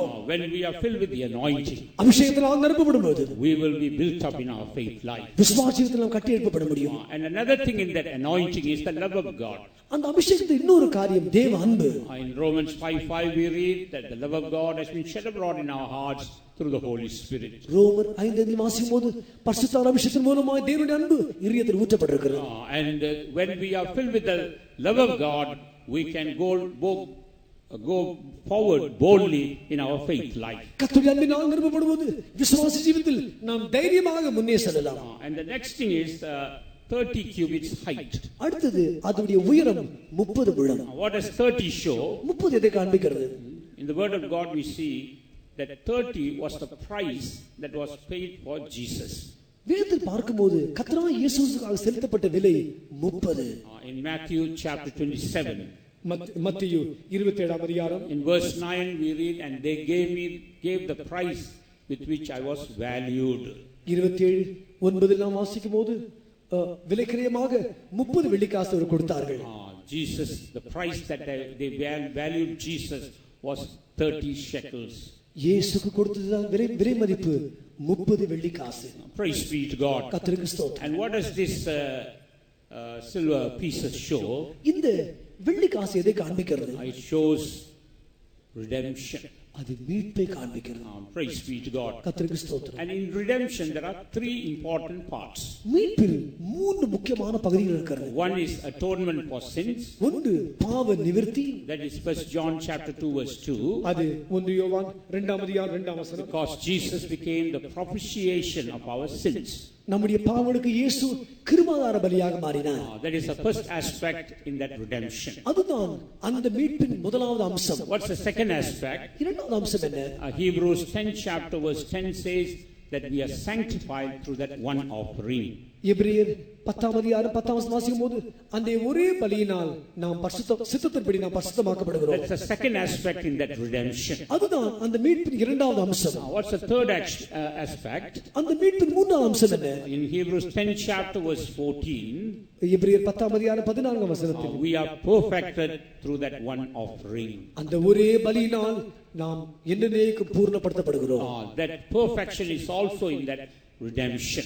அந்த மீட்பில் பூர்ணம் இருக்கிறது. When we are filled with this redemption, நாம் இந்த மீட்பினால் நிறைந்து காணப்படும்போது, when we have the hope of this redemption, இந்த மீட்பின் நம்பிக்கை நமக்கு இருக்கும்போது, we see our faith being strengthened. நம்முடைய விசுவாசம் பலப்படுவதை நாம் காணலாம். And we can press forward in our lives. நம்முடைய ஜீவிதத்தில் நாம் முன்னே செல்லலாம். Praise be to God. கர்த்தருக்கு ஸ்தோத்திரம். When we speak about faith, the word of God or the doctrines are also called as faith. விசுவாசம் என்று சொல்லும்போது கர்த்தருடைய வார்த்தை நம்முடைய உபதேசங்கள் கூட விசுவாச ஒப்பனையா இருக்குது. In Jude verse 3 we are told to contend for the faith that was once delivered to the saints. யூதா 3 வசனம் வாசிக்கும்போது ஒரு விசை பரிசுத்தவான்களுக்கு ஒப்புக்கொடுத்த விசுவாசத்துக்காக நீங்கள் தைரியமாய் போராடுங்கள் என்று சொல்லப்பட்டிருக்கிறது. So here we see faith means the doctrines that has been given into our hands. விசுவாசம் என்றால் நம்முடைய கையில் ஒப்புவிக்கப்பட்ட உபதேசங்களை காண்பிக்கிறது. We have to live according to that doctrines. கொடுக்கப்பட்ட உபதேசம் மொத்தமாக நாம் ஜீவிக்க வேண்டும். We have to strive for that doctrine. அந்த உபதேசங்களுக்காக நாம் போராட வேண்டும். Only then our ship can be built up. அப்போதான் நம்முடைய பேழை கட்டி எழுப்பப்பட முடியும். And this ship had to go through a testing also. இந்த பேழையானது ஒரு பரீட்சை வழியாய் போக வேண்டியதா இருந்தது. It has to go through that flood. அது அந்த ஜலத்தின் வழியாய் போக வேண்டியதா இருந்தது. And in our life also this ship will be tested by flood. நம்முடைய ஜீவிதத்தில் கூட ஜலப்பிரளயத்தில் இந்த பேழை பரிசோதிக்கப்படும். And that here the flood shows the trials that comes against the truth. இங்கே ஜலப்பிரளயமானது சத்தியத்துக்கு விரோதமாக வருகிறதான போராட்டங்கள் சோதனைகளை காண்பிக்கிறது. In Luke chapter 6 லூக்கா 6ஆம் அதிகாரத்தில் in verse 48 Jesus says 48 கர்த்தராகிய இயேசு கிறிஸ்து சொன்னார், I will one who hears my voice and does accordingly, I will liken him to a man who has built his house upon a rock. என் வார்த்தைகளை கேட்டு அதன்படி நடக்கிறவன் மலை கற்பாரின் மேல் ஒரு வீடை கட்டின ஒப்பான இருக்கிறார். And the rain came and the flood came against that house. மழை வந்தது, அந்த வீட்டுக்கு விரோதமாய் புயல் அடித்தது. And floods came. ஜலப்பிரளயம் வந்தது. But we see that house stood firm. அந்த வீடு உறுதியாய் நின்றது. Because it was founded upon the rock. ஏனென்றால் அது அஸ்திவாரம் அது கற்பாரின் மேல் கட்டப்பட்ட வீடு. In the same manner our ship also will be tested by this flood. அதே விதமாக ஜலப்பிரளயத்தினால் நம்முடைய பேழையும் பரீட்சைக்கு சோதிக்கப்படும். And the word of God says in these last days many will depart from the faith or doctrines. கர்த்தருடைய வசனம் சொல்கிறது, இந்த கடைசி நாட்களில் अनेகர் உபதேசத்தை விட்டு அல்லாவிட்டால் விசுவாசத்தை விட்டு விலகி போவார்கள். But we are told to contend for the faith. ஆனால் நாம் விசுவாசத்துக்காக போராடும்படி அழைக்கப்பட்டிருக்கிறோம். And we must finally reach our destination. கடைசியாக அந்த இடத்தை போய் அடைய வேண்டும். Secondly, faith also could mean the measure of trust we have upon God. இரண்டாவது விசுவாசமானது கர்த்தர் மேல் வைத்திருக்கிறதான நம்பிக்கையின் அளவை காண்பிக்கிறது. When we read in Psalms 78 verse 22, சங்கீதம் 78:22 நாம் பார்க்கும்போது, read that verse please. அந்த வசனத்தை வாசிங்கள். யாக்கோபுக்கு விரோதமாய் அக்கினி பற்றி எரிந்தது, இஸ்ரவேலுக்கு விரோதமாய் கோபம் மூண்டது. Psalms, is it Psalms? Because they believed not in God and trusted not in his salvation. Right. 21. ஆகையால் கர்த்தர் அதை கேட்டு கோபம் கொண்டார். அவர்கள் தேவனை விசுவாசியாமலும் அவருடைய ரட்சிப்பை நம்பாமலும் போனதினால் யாக்கோபுக்கு விரோதமாய் அக்கினி பற்றி எரிந்தது. So here we read how the God's people did not believe God. எப்படி தேவனுடைய ஜனங்கள் கர்த்தரை விசுவாசிகள் என்று பார்க்கிறோம். And they did not believe God, they did not trust God. தேவனை விசுவாசிக்கவில்லை, தேவனை நம்பவும் இல்லை. Sometimes we believe God but we don't trust him. சிறுவெளியில் நாம் தேவனை விசுவாசிக்கிறோம், ஆனால் அவரை நம்புகிறதில்லை. What do you mean by trusting? கர்த்தர் மேல் நம்பிக்கை கொண்ட பதத்தின் அர்த்தம் என்ன? Not only believing, விசுவாசிக்கிறது மாத்திரமல்ல, but giving ourselves in the hands of God. நம்மை கர்த்தருடைய கரத்தில் ஒப்புவிப்பது. This is very necessary if we are to enjoy the doctrine of divine healing. தெய்வீக சுகத்தின் சத்தியத்தை அனுபவிக்கும்படி இது மிகவும் அத்தியாவசியமா இருக்கிறது. We believe that God can heal, கர்த்தர் சுகமாக்குவார்னு விசுவாசிக்கிறோம், but we are not willing to submit ourselves in the hands of God. ஆனால் நம்மை கர்த்தருடைய கரத்தில் சமர்ப்பிக்க நாம் ஒத்து போகிறதில்லை. We are afraid that God may let us down. கர்த்தர் ஒரு கீழே விட்டுடார்னு பயப்படுகிறோம். Therefore we don't want to put in the hands of God. ஆகவே கர்த்தர் கையில் வைக்க நமக்கு விருப்பம் இல்லை. Therefore we put ourselves in the hands of man. ஆகவே மனுஷனுடைய கையில் நம்ம ஒப்புவிக்கிறோம். That's called not trusting God. அதுதான் கர்த்தரை நம்பாமல் இருப்பது. Praise be to God. கர்த்தருக்கு ஸ்தோத்திரம். So our faith life must be built up. நம்முடைய விசுவாசம் கட்டி எழுப்பப்பட வேண்டும். Even Jesus said, when the Son of Man comes, shall he find faith on this earth? இயேசு கூட இப்படி சொன்னார், மனுஷகுமாரன் வரும்போது விசுவாசத்தை காண்பாரோ? We have to go through different trials in order to test our faith. நம்முடைய விசுவாச பரீட்சைப்படும்படி விதவிதமான சோதனையா நாம் போக வேண்டியதா இருக்கிறது. Psalm 66 verse 12. சங்கீதம் 66:12. There we see the Lord will take us to different types of trial. பலவிதமான சோதனை வழியாக கர்த்தர் எடுத்து செல்வார்னு பார்க்கிறோம். He says, thou hast caused men to ride over our heads. மனுஷர்கள் எங்கள் தலையின் மேல் ஏறி போக பண்ணினீர். We went through fire and through water. தீயும் தண்ணீரையும் கடந்து வந்தோம். And thou broughtest us into a wealthy place. செழிப்பான இடத்தில் எங்களை கொண்டு வந்து விட்டீர். To reach that wealthy place we have to go through fire, water, and also men must ride over our heads. செழிப்பான இடத்தை போய் அடையும்படி மனுஷர்கள் நம் தலைமையில் ஏறி போக வேண்டும், தீயை கடக்க வேண்டும், தண்ணீரை கடந்து செல்ல வேண்டும். In all this our faith must be strengthened. இந்த எல்லா வழியிலும் நம்முடைய விசுவாசம் பலப்படுத்த வேண்டும். We don't stand in this trials, then our faith is little. இந்த சோதனை வழியாய் நாம் நிற்காவிட்டால் நம்முடைய விசுவாசம் குறைந்து போகும். Our faith on God is not sure. நம்முடைய கர்த்தர் மேல் இருக்கிற விசுவாசம் அது நிச்சயமா இருக்காது. We must have a sure faith on our God. நம்முடைய தேவன் மேல் ஒரு உறுதியுள்ள விசுவாசம் தேவையா இருக்கிறது. In Psalms 18 verse 4, சங்கீதம் 18:4, there we read about floods of ungodly men. அந்த இடத்தில் நாம் பார்க்கும்போது துர்ச்சன பிரவாகம் என்று வாசிக்கிறோம். Ungodly men are also like floods. துர்ச்சன பிரவாகம் கூட ஜலமாக வருகிறார்கள். துன்மார்க்கமான ஜனங்கள் கூட அவங்க ஒரு ஜலப்பிரளயம் போல நமக்கு விரோதமாய் வருவார்கள். So we have to also stand that kind of test. அந்த விதமான பரீட்சையை எதிர்த்து நிற்க வேண்டும். Praise be to God. கர்த்தருக்கு ஸ்தோத்திரம். In the Isaiah 54:9, ஏசாயா 54:9 there we see this flood also comes as a chastening or rebuke from the Lord. இந்த ஜலமானது ஒரு சிட்சை அல்லது கர்த்தருடைய ஒரு சிட்சையை போல வருகிறது. Even in our faith life sometimes we have to be chastened by the Lord. நம்முடைய விசுவாசியின் சில வேளை நாம் கர்த்தரால் சிட்சிக்கப்பட வேண்டியதா இருக்கும். When God chastens us, we must not get fainted. கர்த்தர் நம்மை சிட்சிக்கும்போது நாம் சோர்ந்து போக கூடாது. That's what the writer tells us in Hebrews 12 chapter. எழுத்தாளர் எபிரேயர் 12 சொல்லும்போது In verse 5 he says, when thou art chastened of the Lord, do not despise the chastening of the Lord. நீ கர்த்தரால் சிட்சிக்கப்படும்போது அந்த சிட்சை அற்பமாக எண்ணாதே. And don't be fainted. நீ சோர்ந்து போகாதே. And the son whom the Lord loves, he chastens. எந்த குமாரனை கர்த்தர் நேசிக்கிறாரோ அவனை சிட்சிக்கிறார். If the Lord chastens you in one way or the other, take that chastening. ஏதாவது விதத்தில் கர்த்தர் சிட்சிப்பார் என்றால் சிட்சையை ஏற்றுக்கொள். By accepting that chastening, we are strengthening our faith. அந்த சிட்சையை ஏற்றுக்கொள்வதன் மூலமாக உன் விசுவாசத்தை பலப்படுத்துகிறார். When we reject that chastening, அந்த சிட்சையை தள்ளி விடும்போது our faith becomes weak. நம்முடைய விசுவாசம் பலவீனப்பட்டு we are telling, I am not trusting God.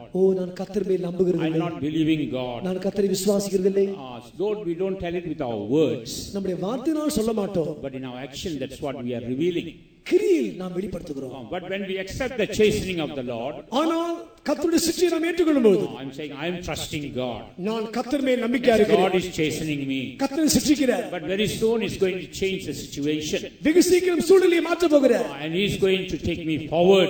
என்னை முன்னே எடுத்து செல்ல போகிறார். Yes, let us come to that place. அந்த இடத்துக்கு நாம் வருவோமா? We can go through any flood and come out victoriously. எந்த ஜலத்தின் வழியாய் நாம் போய் ஜெயமாக வெளியே வர முடியும். Praise be to God. கர்த்தருக்கு ஸ்தோத்திரம். Before we conclude this message, இந்த தூதை முடிக்கும் முன்பாக let us see who all were dwelling in that ark. அந்த பேழைக்குள் யாரெல்லாம் இருந்தா என்று பார்க்கலாம். We are not going to consider about the animals. நாம் மிருகங்களை குறித்து நாம் பார்ப்பதில்லை. We are going to consider about the men who were found in the ark. அந்த பேழைக்குள் தான் ஜனங்களை குறித்து நாம் பார்க்க போகிறோம். That shows that when we live a faith life, we will have all these experiences. நாம் விசுவாசத்தில் இருக்கும்போது நமக்கு இந்த எல்லா அனுபவங்களும் கிடைக்கும். Who is the first man in that ark? அந்த பேழையில் இந்த முதல் மனுஷன் யார்? It's Noah. Noah. What does Noah show? Noah இதை காண்பிக்கிறது. Of course, on the second night, you heard about the experiences of Noah. இரண்டாம் நாள் சாயங்கால வேளையில் அவன் அனுபவங்களை குறித்து கேள்விப்பட்டீர்கள். But I will tell you just one aspect of Noah. ஆனால் நோவாவுடைய ஒரு அம்சத்தை நான் சொல்லுகிறேன். Noah means rest. நோவா என்றால் இளைப்பாறுதல். When we live a faith life, விசுவாசத்தை நாம் செய்யும்போது we will have a rest in our hearts. நம்முடைய இதயத்தில் இளைப்பாறுதல் காணப்படும். That's why the book of Isaiah says, ஆகவேதான் ஏசாயா புத்தகத்தில் சொல்லப்பட்டிருக்கிறது, he that believeth shall not make haste. விசுவாசிக்கிறவன் பதறான். He will not be disturbed in his heart. அவன் இதயத்தில் அவன் கலங்கி போகவே மாட்டான். When we have a real faith life, உண்மையான விசுவாசம் இருக்கும்போது, when we have real faith in God, கர்த்தர் மேல் உண்மையான விசுவாசம் இருக்கும்போது, any trial, எந்த சோதனையினாலும் any சரி, flood, எந்த ஜலமானாலும் சரி, we will have perfect rest in our hearts. நம்முடைய இதயத்தில் பூர்ணமான இளைப்பாறுதல் இருக்கும். And who is the next person in that ark? அந்த பேரில் அடுத்த மனுஷன் பேர் என்ன? That's Noah's wife. நோவாவுடைய மனைவி. Noah means rest. நோவா என்றால் இளைப்பாறுதல். And what does the wife show? மனைவி எதை காண்பிக்கிறது? It speaks about quietness and confidence. அமைதிலும் அமெரிக்கையும் அமைதிலும் காண்பிக்கிறது. Read Isaiah 30 verse 11. ஏசாயா 30:11 வசனம். 15 வசனம். நீங்கள் மனம் திரும்பி அமர்ந்திருந்தால் ரட்சிக்கப்படுவீர்கள். அமெரிக்கையும் நம்பிக்கையுமே உங்கள் பலனாயிருக்கும் என்று இஸ்ரவேலின் பரிசுத்தராயிருக்கிற கர்த்தராகிய தேவன் சொல்லுகிறார். For thus say the Lord God, the Holy One of Israel, in returning and rest shall ye be saved. In quietness and in confidence shall be your strength, and ye would not.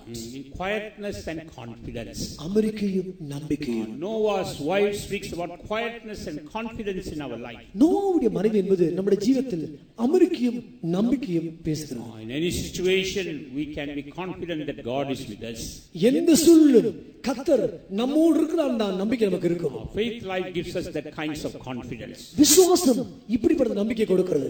We must continue in that confidence. அந்த நம்பிக்கையில் நாம் தரித்திருப்போமா? There will be quietness in our life. அப்பொழுது நம்ம ஜீவிதத்தில் அமைதி காணப்படும். There won't be always trouble. கலக்கம் எப்போதும் இருக்காது. There will be quietness. ஒரு அமைதி இருக்கும். God wants to give us that quietness this year. இதோ இந்த முழு வருஷமும் கர்த்தர் அமைதியை தர விரும்புகிறார். Perhaps in the last year we were always filled with trouble. ஒருவேளை கடந்த வருஷமெல்லாம் நாம் கலக்கத்தினால் நிரம்பி இருந்தோம். But this year is going to be quietness. இந்த வருஷம் அமைதி நிறைந்த வருஷம். Confidence. நம்பிக்கை நிறைந்த வருஷம். Praise be to God. கர்த்தருக்கு ஸ்தோத்திரம். Take it by faith. விசுவாசத்தோடு எடுத்துக்கொள்ளுங்கள். And the next person in the ark, நோடி அந்த பேழைக்கான மூன்றாவது மனுஷன் Shem. Same. What does Shem says? Same எதை காண்பிக்கிறது? Shem, the meaning of that word Shem means distinguished. சேமுடைய அர்த்தம் என்னவென்றால்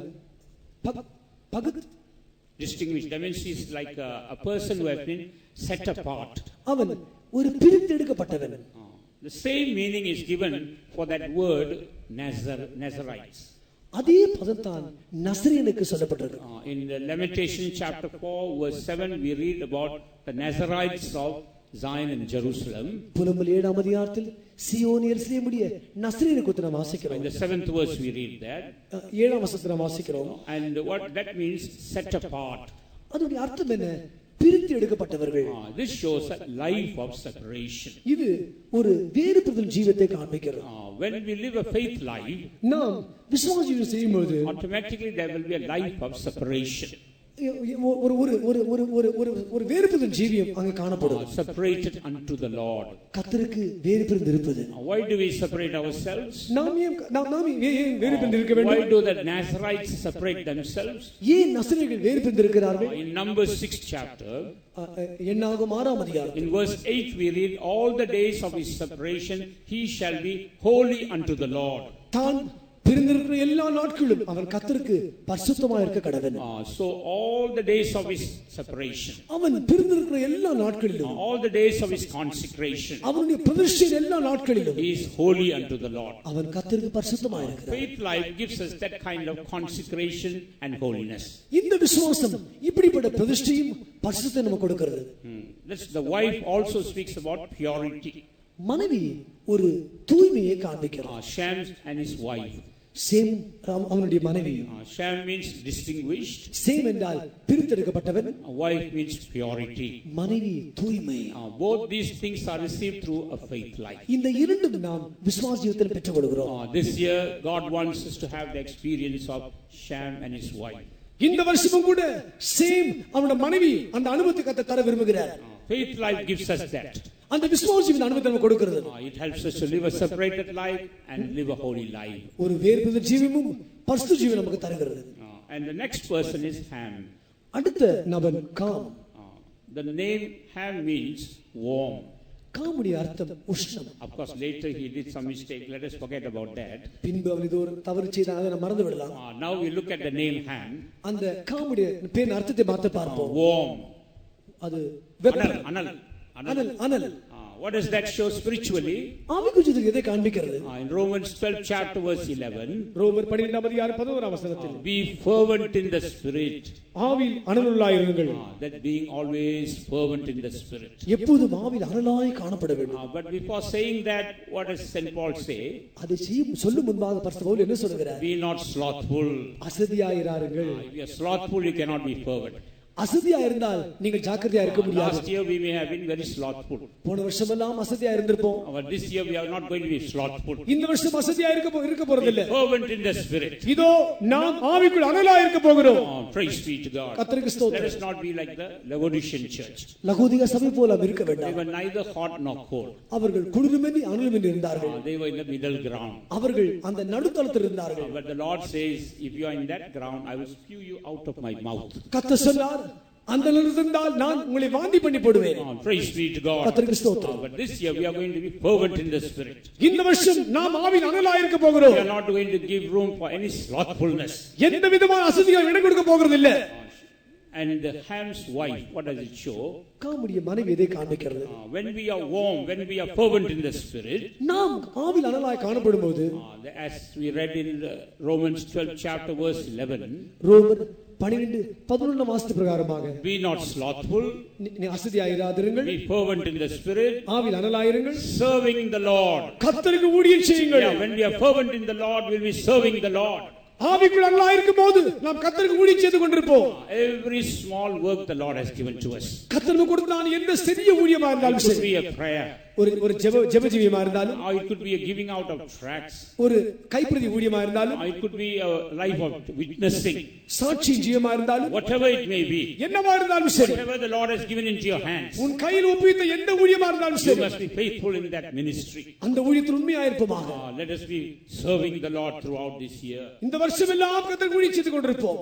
And the next person, அடுத்த நபர் Japheth. யாபேத். What does Japheth show? யாபேத் எதை காண்பிக்கிறது? The meaning of that word Japheth is extension. யாபேத்துடைய அர்த்தம் என்னவென்றால், or in other words growth, வளர்ச்சி. In Isaiah 54 verse 2, ஏசாயா 54ஆம் அதிகாரம் 2ஆம் வசனம், the Lord wants us to grow in every angle. எல்லா கோணங்களிலும் நாம் வளரும்படி கர்த்தர் That's why the Lord says, stretch the curtains of your habitation. கர்த்தர் வசனம் சொல்கிறது, உன் கூடாரத்தின் இடத்தை விசாலமாக்கு. Praise be to God. கர்த்தருக்கு ஸ்தோத்திரம். That means increasing in our life. அது நமக்குள் விரிவாக்குறதை காண்பிக்கிறது. We must increase in our spiritual life. ஆவிக்குரிய ஜீவிதத்தில் நாம் பெருக வேண்டும். Grow in the character of God. கர்த்தருடைய சுபாவத்தில் நாம் வளர வேண்டும். We must become fruitful in our lives. நம்முடைய ஜீவிதத்தில் கனிவுள்ளவர்களாய் மாற வேண்டும். That's the purpose of God. அதுதான் கர்த்தருடைய நோக்கம். அவசியமா இருக்கிறது. When we live a faith life, நாம் விசுவாச ஜீவியம் செய்யும்போது we can grow in the character of God. நாம் கர்த்தருடைய சுபாவத்தில் வளர முடியும். And what does Japheth's wife show? யாபேத்துடைய மனைவி இதை காண்பிக்கிறாள். That speaks about honesty and keeping our heart in patience. உத்தமம் நம்முடைய இருதயத்தை நாம் பொறுமையில் பாதுகாப்பதை காண்பிக்கிறோம். If we are to bear fruit unto the Lord, கர்த்தருக்காக கனி கொடுக்க வேண்டுமானால் we must have a good heart. நமக்கு ஒரு நல்ல இருதயம் தேவையா இருக்கு. We need an honest heart. ஒரு உத்தம இருதயம் தேவையா இருக்கு. And we need patience. நமக்கு பொறுமையும் தேவை. Only then we can grow in our character. அப்படி இருந்தால் மாத்திரமே அவருடைய சுபாவத்தில் வளர முடியும். That's what Jesus explained in the Luke chapter 8 verse 15. லூக்கா 8:15 இயேசு விவரித்து சொல்லும்போது, when Jesus explained about the good ground, இயேசு அந்த நல்ல நிலத்துக்கு சொல்லும்போது he compares that to a very good heart. அது ஒரு நல்ல இருதயத்தை ஒப்பிட்டு பேசுகிறார். An honest heart. ஒரு உத்தமமுள்ள இருதயம் and a patient heart. ஒரு பொறுமையுள்ள இருதயம். If we are to grow in our spiritual life, we need that experience. நாம் ஆவிக்குரிய விஷயத்தில் வளர வேண்டும் என்றால் இந்த அனுபவங்கள் தேவையா இருக்கு. When we preserve our faith life, நாம் நம்முடைய விசுவாச ஜீவியத்தை பாதுகாக்கும் பொழுது our heart is always honest. நம்முடைய இருதயம் எப்போதும் உத்தமமா இருக்கும். Anything that is not of honesty, the faith is lost. உத்தமில்லாத எந்த காரியத்திலும் விசுவாசம் ஒழிந்து போகும். When we lose the good conscience, our faith is lost. சுத்த மனசாட்சி இழந்து போனால் விசுவாசம் ஒழிந்து போகும். That's why we say when we preserve our faith, our heart is always honest. ஆகவேதான் விசுவாசத்தை பாதுகாக்கும் போது இருதயம் எப்போதும் உத்தமமா இருக்கும். And when we have faith, we can wait patiently for the Lord to work for us. விசுவாசம் இருக்கும்போது கர்த்தர் நமக்காக கிரியை பொறுமையாய் நாம் காத்திருப்போம். This year we are going to enjoy all these blessings from the Lord. இந்த வருஷம் இந்த எல்லா ஆசீர்வாதங்களையும் கர்த்தர் நாம் பெற்றுக்கொள்ள போகிறோம். And that's why God is building up the ship of our faith. ஆகவேதான் கர்த்தர் நம்மை விசுவாசத்தின் பேழையை கட்டி எழுப்புகிறார். And we are going to enjoy all these experiences found in that ship. அந்த பேழைக்குள் காணப்பட்ட எல்லா ஆசீர்வாதங்களையும் நாம் அனுபவிக்க போகிறோம். And we are going to reach our destination. நாம் அடைய போகிற அந்த இடத்தை அடைய போகிறோம். Our destination could be the coming of the Lord. ஓ அந்த இடம் கர்த்தருடைய வருகையா இருக்கலாம். Our destination could be our death.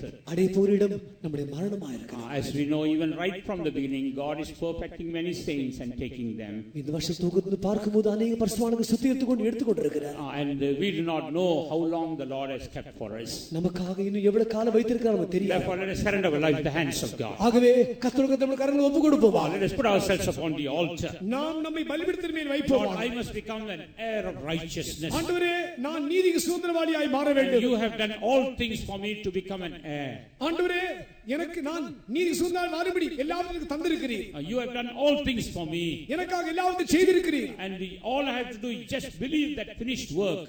நான் செய்ய வேண்டிய ஒரே காரியம் நீர் முடித்த காரியத்தில் மேல் விசுவாசிக்க வேண்டும். Praise be to God. கர்த்தருக்கு ஸ்தோத்திரம். I'm going to believe your death. நான் உம்முடைய மரணத்தை விசுவாசிக்க போகிறேன். Believe your resurrection. உம்முடைய உயிர்த்தெழுதலை விசுவாசிக்க போகிறேன். Believe your promise. உம்முடைய வாக்குத்தத்தத்தை விசுவாசிக்க போகிறேன். Believe your testament. உம்முடைய சாஸ்திரத்தை விசுவாசிக்க போகிறேன். Believe your covenant. உம்முடைய உடன்படிக்கையை விசுவாசிக்க போகிறேன். I'm going to believe your name. உம்முடைய நாமத்தை விசுவாசிக்க போகிறேன். I'm going to believe everything that you are speaking to me. நீர் என்னோடு கூட பேசுகிற ஒவ்வொரு காரியத்தையும் விசுவாசிக்க போகிறேன். Surrender our life in the hands of God. கர்த்தருக்கு நம்ம ஒப்புக் கொடுப்போம். Even this morning the Lord is moving in our midst. இதோ இந்த காலவெளியில் தேவன் அசைவாடி கொண்டிருக்கிறார். He is strengthening your faith. உன் விசுவாசத்தை கட்டி எழுப்புகிறார். Every trace of unbelief the Lord is removing from your heart. எல்லா அவிசுவாச அம்சத்தை இருதயத்தை எடுத்து போகிறார். Oh, the Lord is strengthening you once again. இன்னொரு முறை கர்த்தர் பலப்படுத்துகிறார். Oh, the Lord wants to strengthen you and help you to go from faith to faith. உன்னை பலப்படுத்தி விசுவாச கடந்து உதவி செய்ய விரும்புகிறார். He wants to take you from righteousness to righteousness. உன்னை நீதிக்கு கொண்டு செல்ல விரும்புகிறார். Yes, there is a great inheritance waiting for you. இதோ உனக்காக ஒரு பெரிய நீதி வைத்திருக்கிறார். Jerusalem is waiting for you. புதிய எருசலேம் உனக்காக காத்துக் கொண்டிருக்கிறது. Zion is waiting for you. சீயோன் உனக்காக காத்திருக்கிறது. Throne is waiting for you. சிங்காசனத்துக்காக காத்திருக்கிறது. Oh, the scepter is waiting for you. உனக்காக அந்த செங்கோல் காத்திருக்கிறது. The Lord has kept many more blessings for you. உனக்காக இன்னும் அநேக ஆசீர்வாதங்களை கர்த்தர் வைத்திருக்கிறார். Don't be worried about the problems around you. உன்னை சுற்றிக்கு நான் பிரச்சனை கண்டு பயப்படாதே. Don't be afraid of the flood that is coming around you. உன்னை சுற்றிக்கு நான் ஜலத்தை கண்டு நீ பயப்படாதே. Oh, the Lord will make you more than a conqueror. கர்த்தர் உன்னை முற்றுமுடி ஜெயாளியாய் மாற்றுவார். Now the Lord is moving in our midst. இப்போது தேவன் அசைவாடி கொண்டிருக்கிறார். The Lord is moving in our midst. இதோ கர்த்தர் அசைவாடுகிறார். The Lord is touching you. கர்த்தர் உன்னை தொடுகிறார். The hand of the Lord is touching you. கர்த்தருடைய கரங்களை தொடுகிறது. Receive the blessings of God. கர்த்தருடைய ஆசீர்வாதத்தை பெற்றுக்கொள்ளுங்கள். Receive the blessings of God. கர்த்தருடைய ஆசீர்வாதத்தை பெற்றுக்கொள்ளுங்கள். Hallelujah. நான் விசுவாசிப்புறேன் நொறுங்குறிவேன் என்னையே படைத்திட்டேன் அவர்களுக்கு நான் விசுவாசிப்புறேன்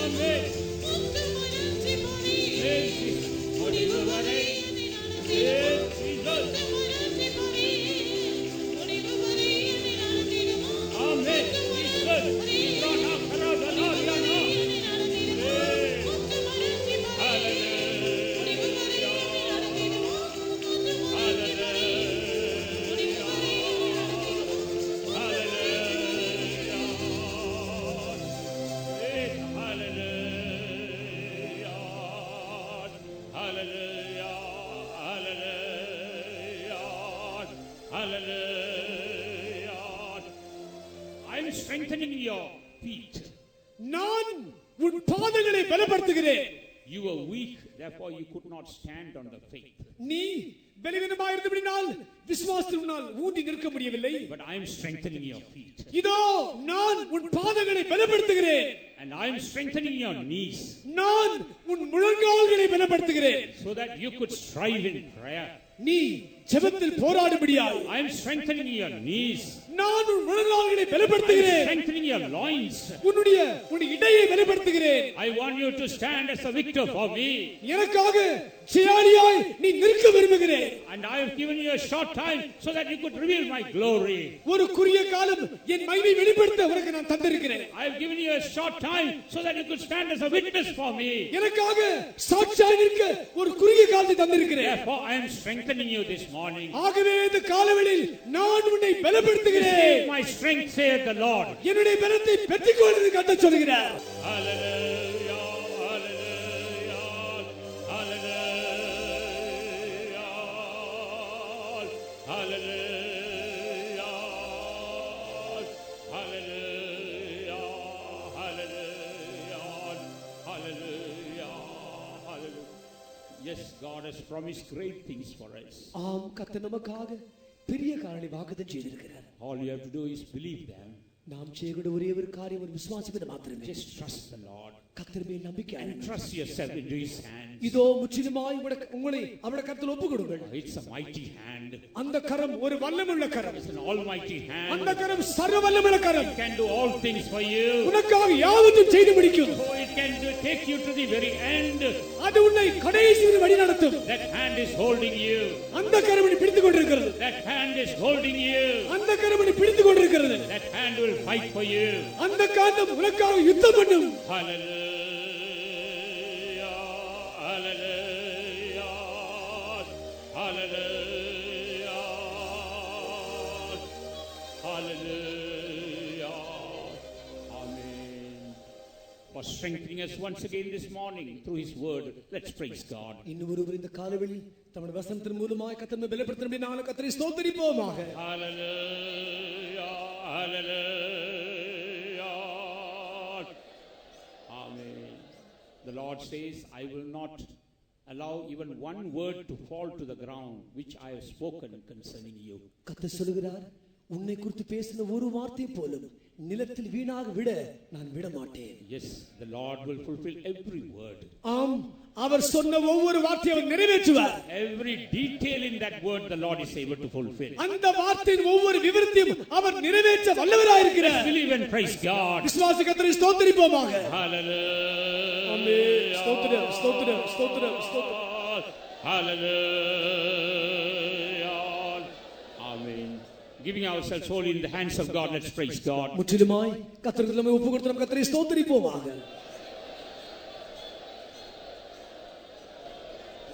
அன்பான கர்த்தாவே, உடைய கிருபைகளுக்காக நன்றியோடு கூட நாங்கள் உம்மை ஸ்தோத்திரிக்கிறோம் ஆண்டவரே. இன்றைக்கு காலையில் உடைய சமூகத்திற்கு கடந்து வந்த நேரம் முதற்கொண்டு ஆண்டவரே, நீர் எங்களோடு கூட இடப்பட்டீர் ஆண்டவரே. அதற்காக நன்றியோடு ஸ்தோத்திரிக்கிறோம் ஆண்டவரே. எங்களை ஒன்று கூட உம்முடைய வசனத்தின் மூலமாக நீர் எங்களை உயிர்ப்பித்துக் கொண்டிருந்தபடினால் நாங்கள் நன்றியோடு கூட ஸ்தோத்திரிக்கிறோம் ஆண்டவரே. கர்த்தாவே, நீர் எங்களை குறித்து கருத்துள்ளவராய், எங்களை குறித்து பாரமுடையவராய், இந்த கடைசி நாட்களில் கடந்து வந்திருக்கிற எங்களை பலப்படுத்தும்படியாய் நீர் எங்களோடு கூட இடப்பட்டதான உம்முடைய ஒவ்வொரு வார்த்தைக்காகவும் நாங்கள் நன்றியோடு கூட ஸ்தோத்திரிக்கிறோம் ஆண்டவரே. நோவாவை குறித்து ஆண்டவரே இன்றைக்கு எங்களோடு கூட பேசி உணர்த்தினீர் ஆண்டவரே. அவன் விசுவாசத்தினால் உண்டாகும் அந்த நீதிக்கு அவன் சுதந்திரவாளி ஆனான் என்று எழுதப்பட்டிருக்கிறதே. அந்த நீதி என்று சொல்லப்படுகிறது, அது எங்களுக்கு கர்த்தரிடத்திலிருந்து பெற்றுக்கொள்கிற ஒரு தகுதி அல்லாவிட்டால் அவரோடு கூட நெருங்கி நிற்கிற ஒரு அனுபவம் என்று எங்களோடு கூட பேசினீர் ஆண்டவரே. அந்த நீதி எங்களுக்கு உண்டாயிருக்கும்படியாய், அல்லாவிட்டால் கர்த்தரோடு கூட நாங்கள் நெருங்கி நிற்கும்படியாய் என்னென்ன அனுபவங்களுக்கூடாக நீர் எங்களை கொண்டு செல்கிறீர் என்று எங்களுக்கு உணர்த்தி பேசினீர் ஆண்டவரே. நாங்கள் உம்மோடு கூட நெருங்கி நிற்கக்கூடிய அந்த தகுதியை பெற்றுக்கொள்ளும்படியாய் உடைய பரிசுத்த இரத்தத்தினால் அனுதினமும் எங்களை பாவங்களை கழுவி சுத்திகரித்து எங்களை நீதிமான்களாக உடைய சமூகத்தில் வைத்திருக்கிறீரே. நன்றியோடு உமக்கு ஸ்தோத்திரம் ஆண்டவரே. எங்களுடைய ஜீவியத்தில் பாவம் இருக்கும்போது உம்மை ஒருபோதும் எங்களால் நோக்கி பார்க்க முடியாது. உம்மை அருகே நெருங்கி நிற்க நடக்க எங்களால் முடியாது ஆண்டவரே.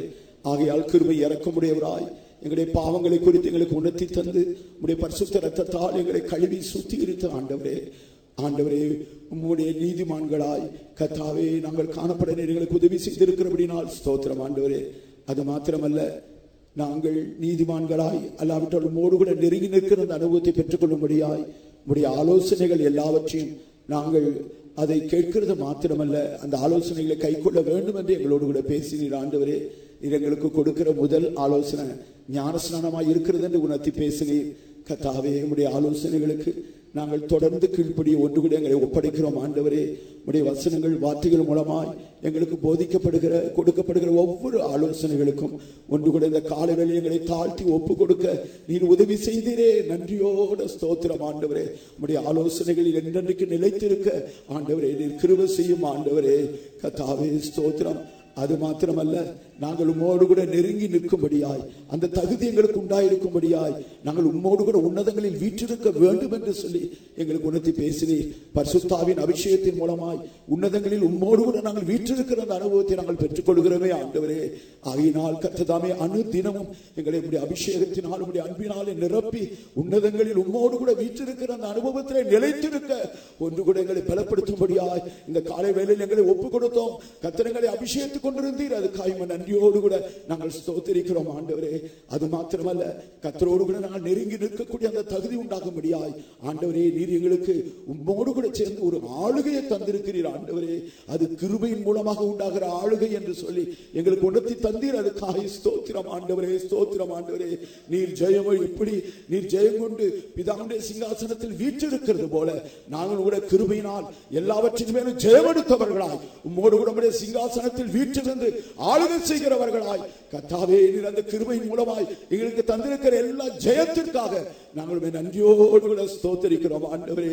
கர்த்தாவே எந்த விதமான தீங்குகளுக்கு உட்படாதபடி இந்த கடைசி நாட்கள் எல்லா தீங்குகளுக்கு எங்களை விலக்கி பாதுகாக்கும்படியாய் கர்த்தாவே உங்களுடைய கிருபை தொடர்ந்து எங்களை தாங்கி வழிநடத்தி வருகிறபடினால ஸ்தோத்திரம் ஆண்டவரே. நோவாவின் பேழைக்குள் இருந்தவர்கள் ஒவ்வொருவருடைய கர்த்தாவே அந்த பெயர்களும் கூட ஆவிக்குரிய பிரகாரம் எங்களுக்கு எண்ணத்தை உணர்த்தி தருகிறது என்று சொல்லி கர்த்தர் எங்களோடு கூட பேசினீர். கர்த்தாவே நீர் பேசின ஒவ்வொரு வார்த்தைக்கும் இந்த காலவில் நாங்கள் எங்களை ஒப்பு கொடுத்திருக்கிறோம் ஆண்டவரே.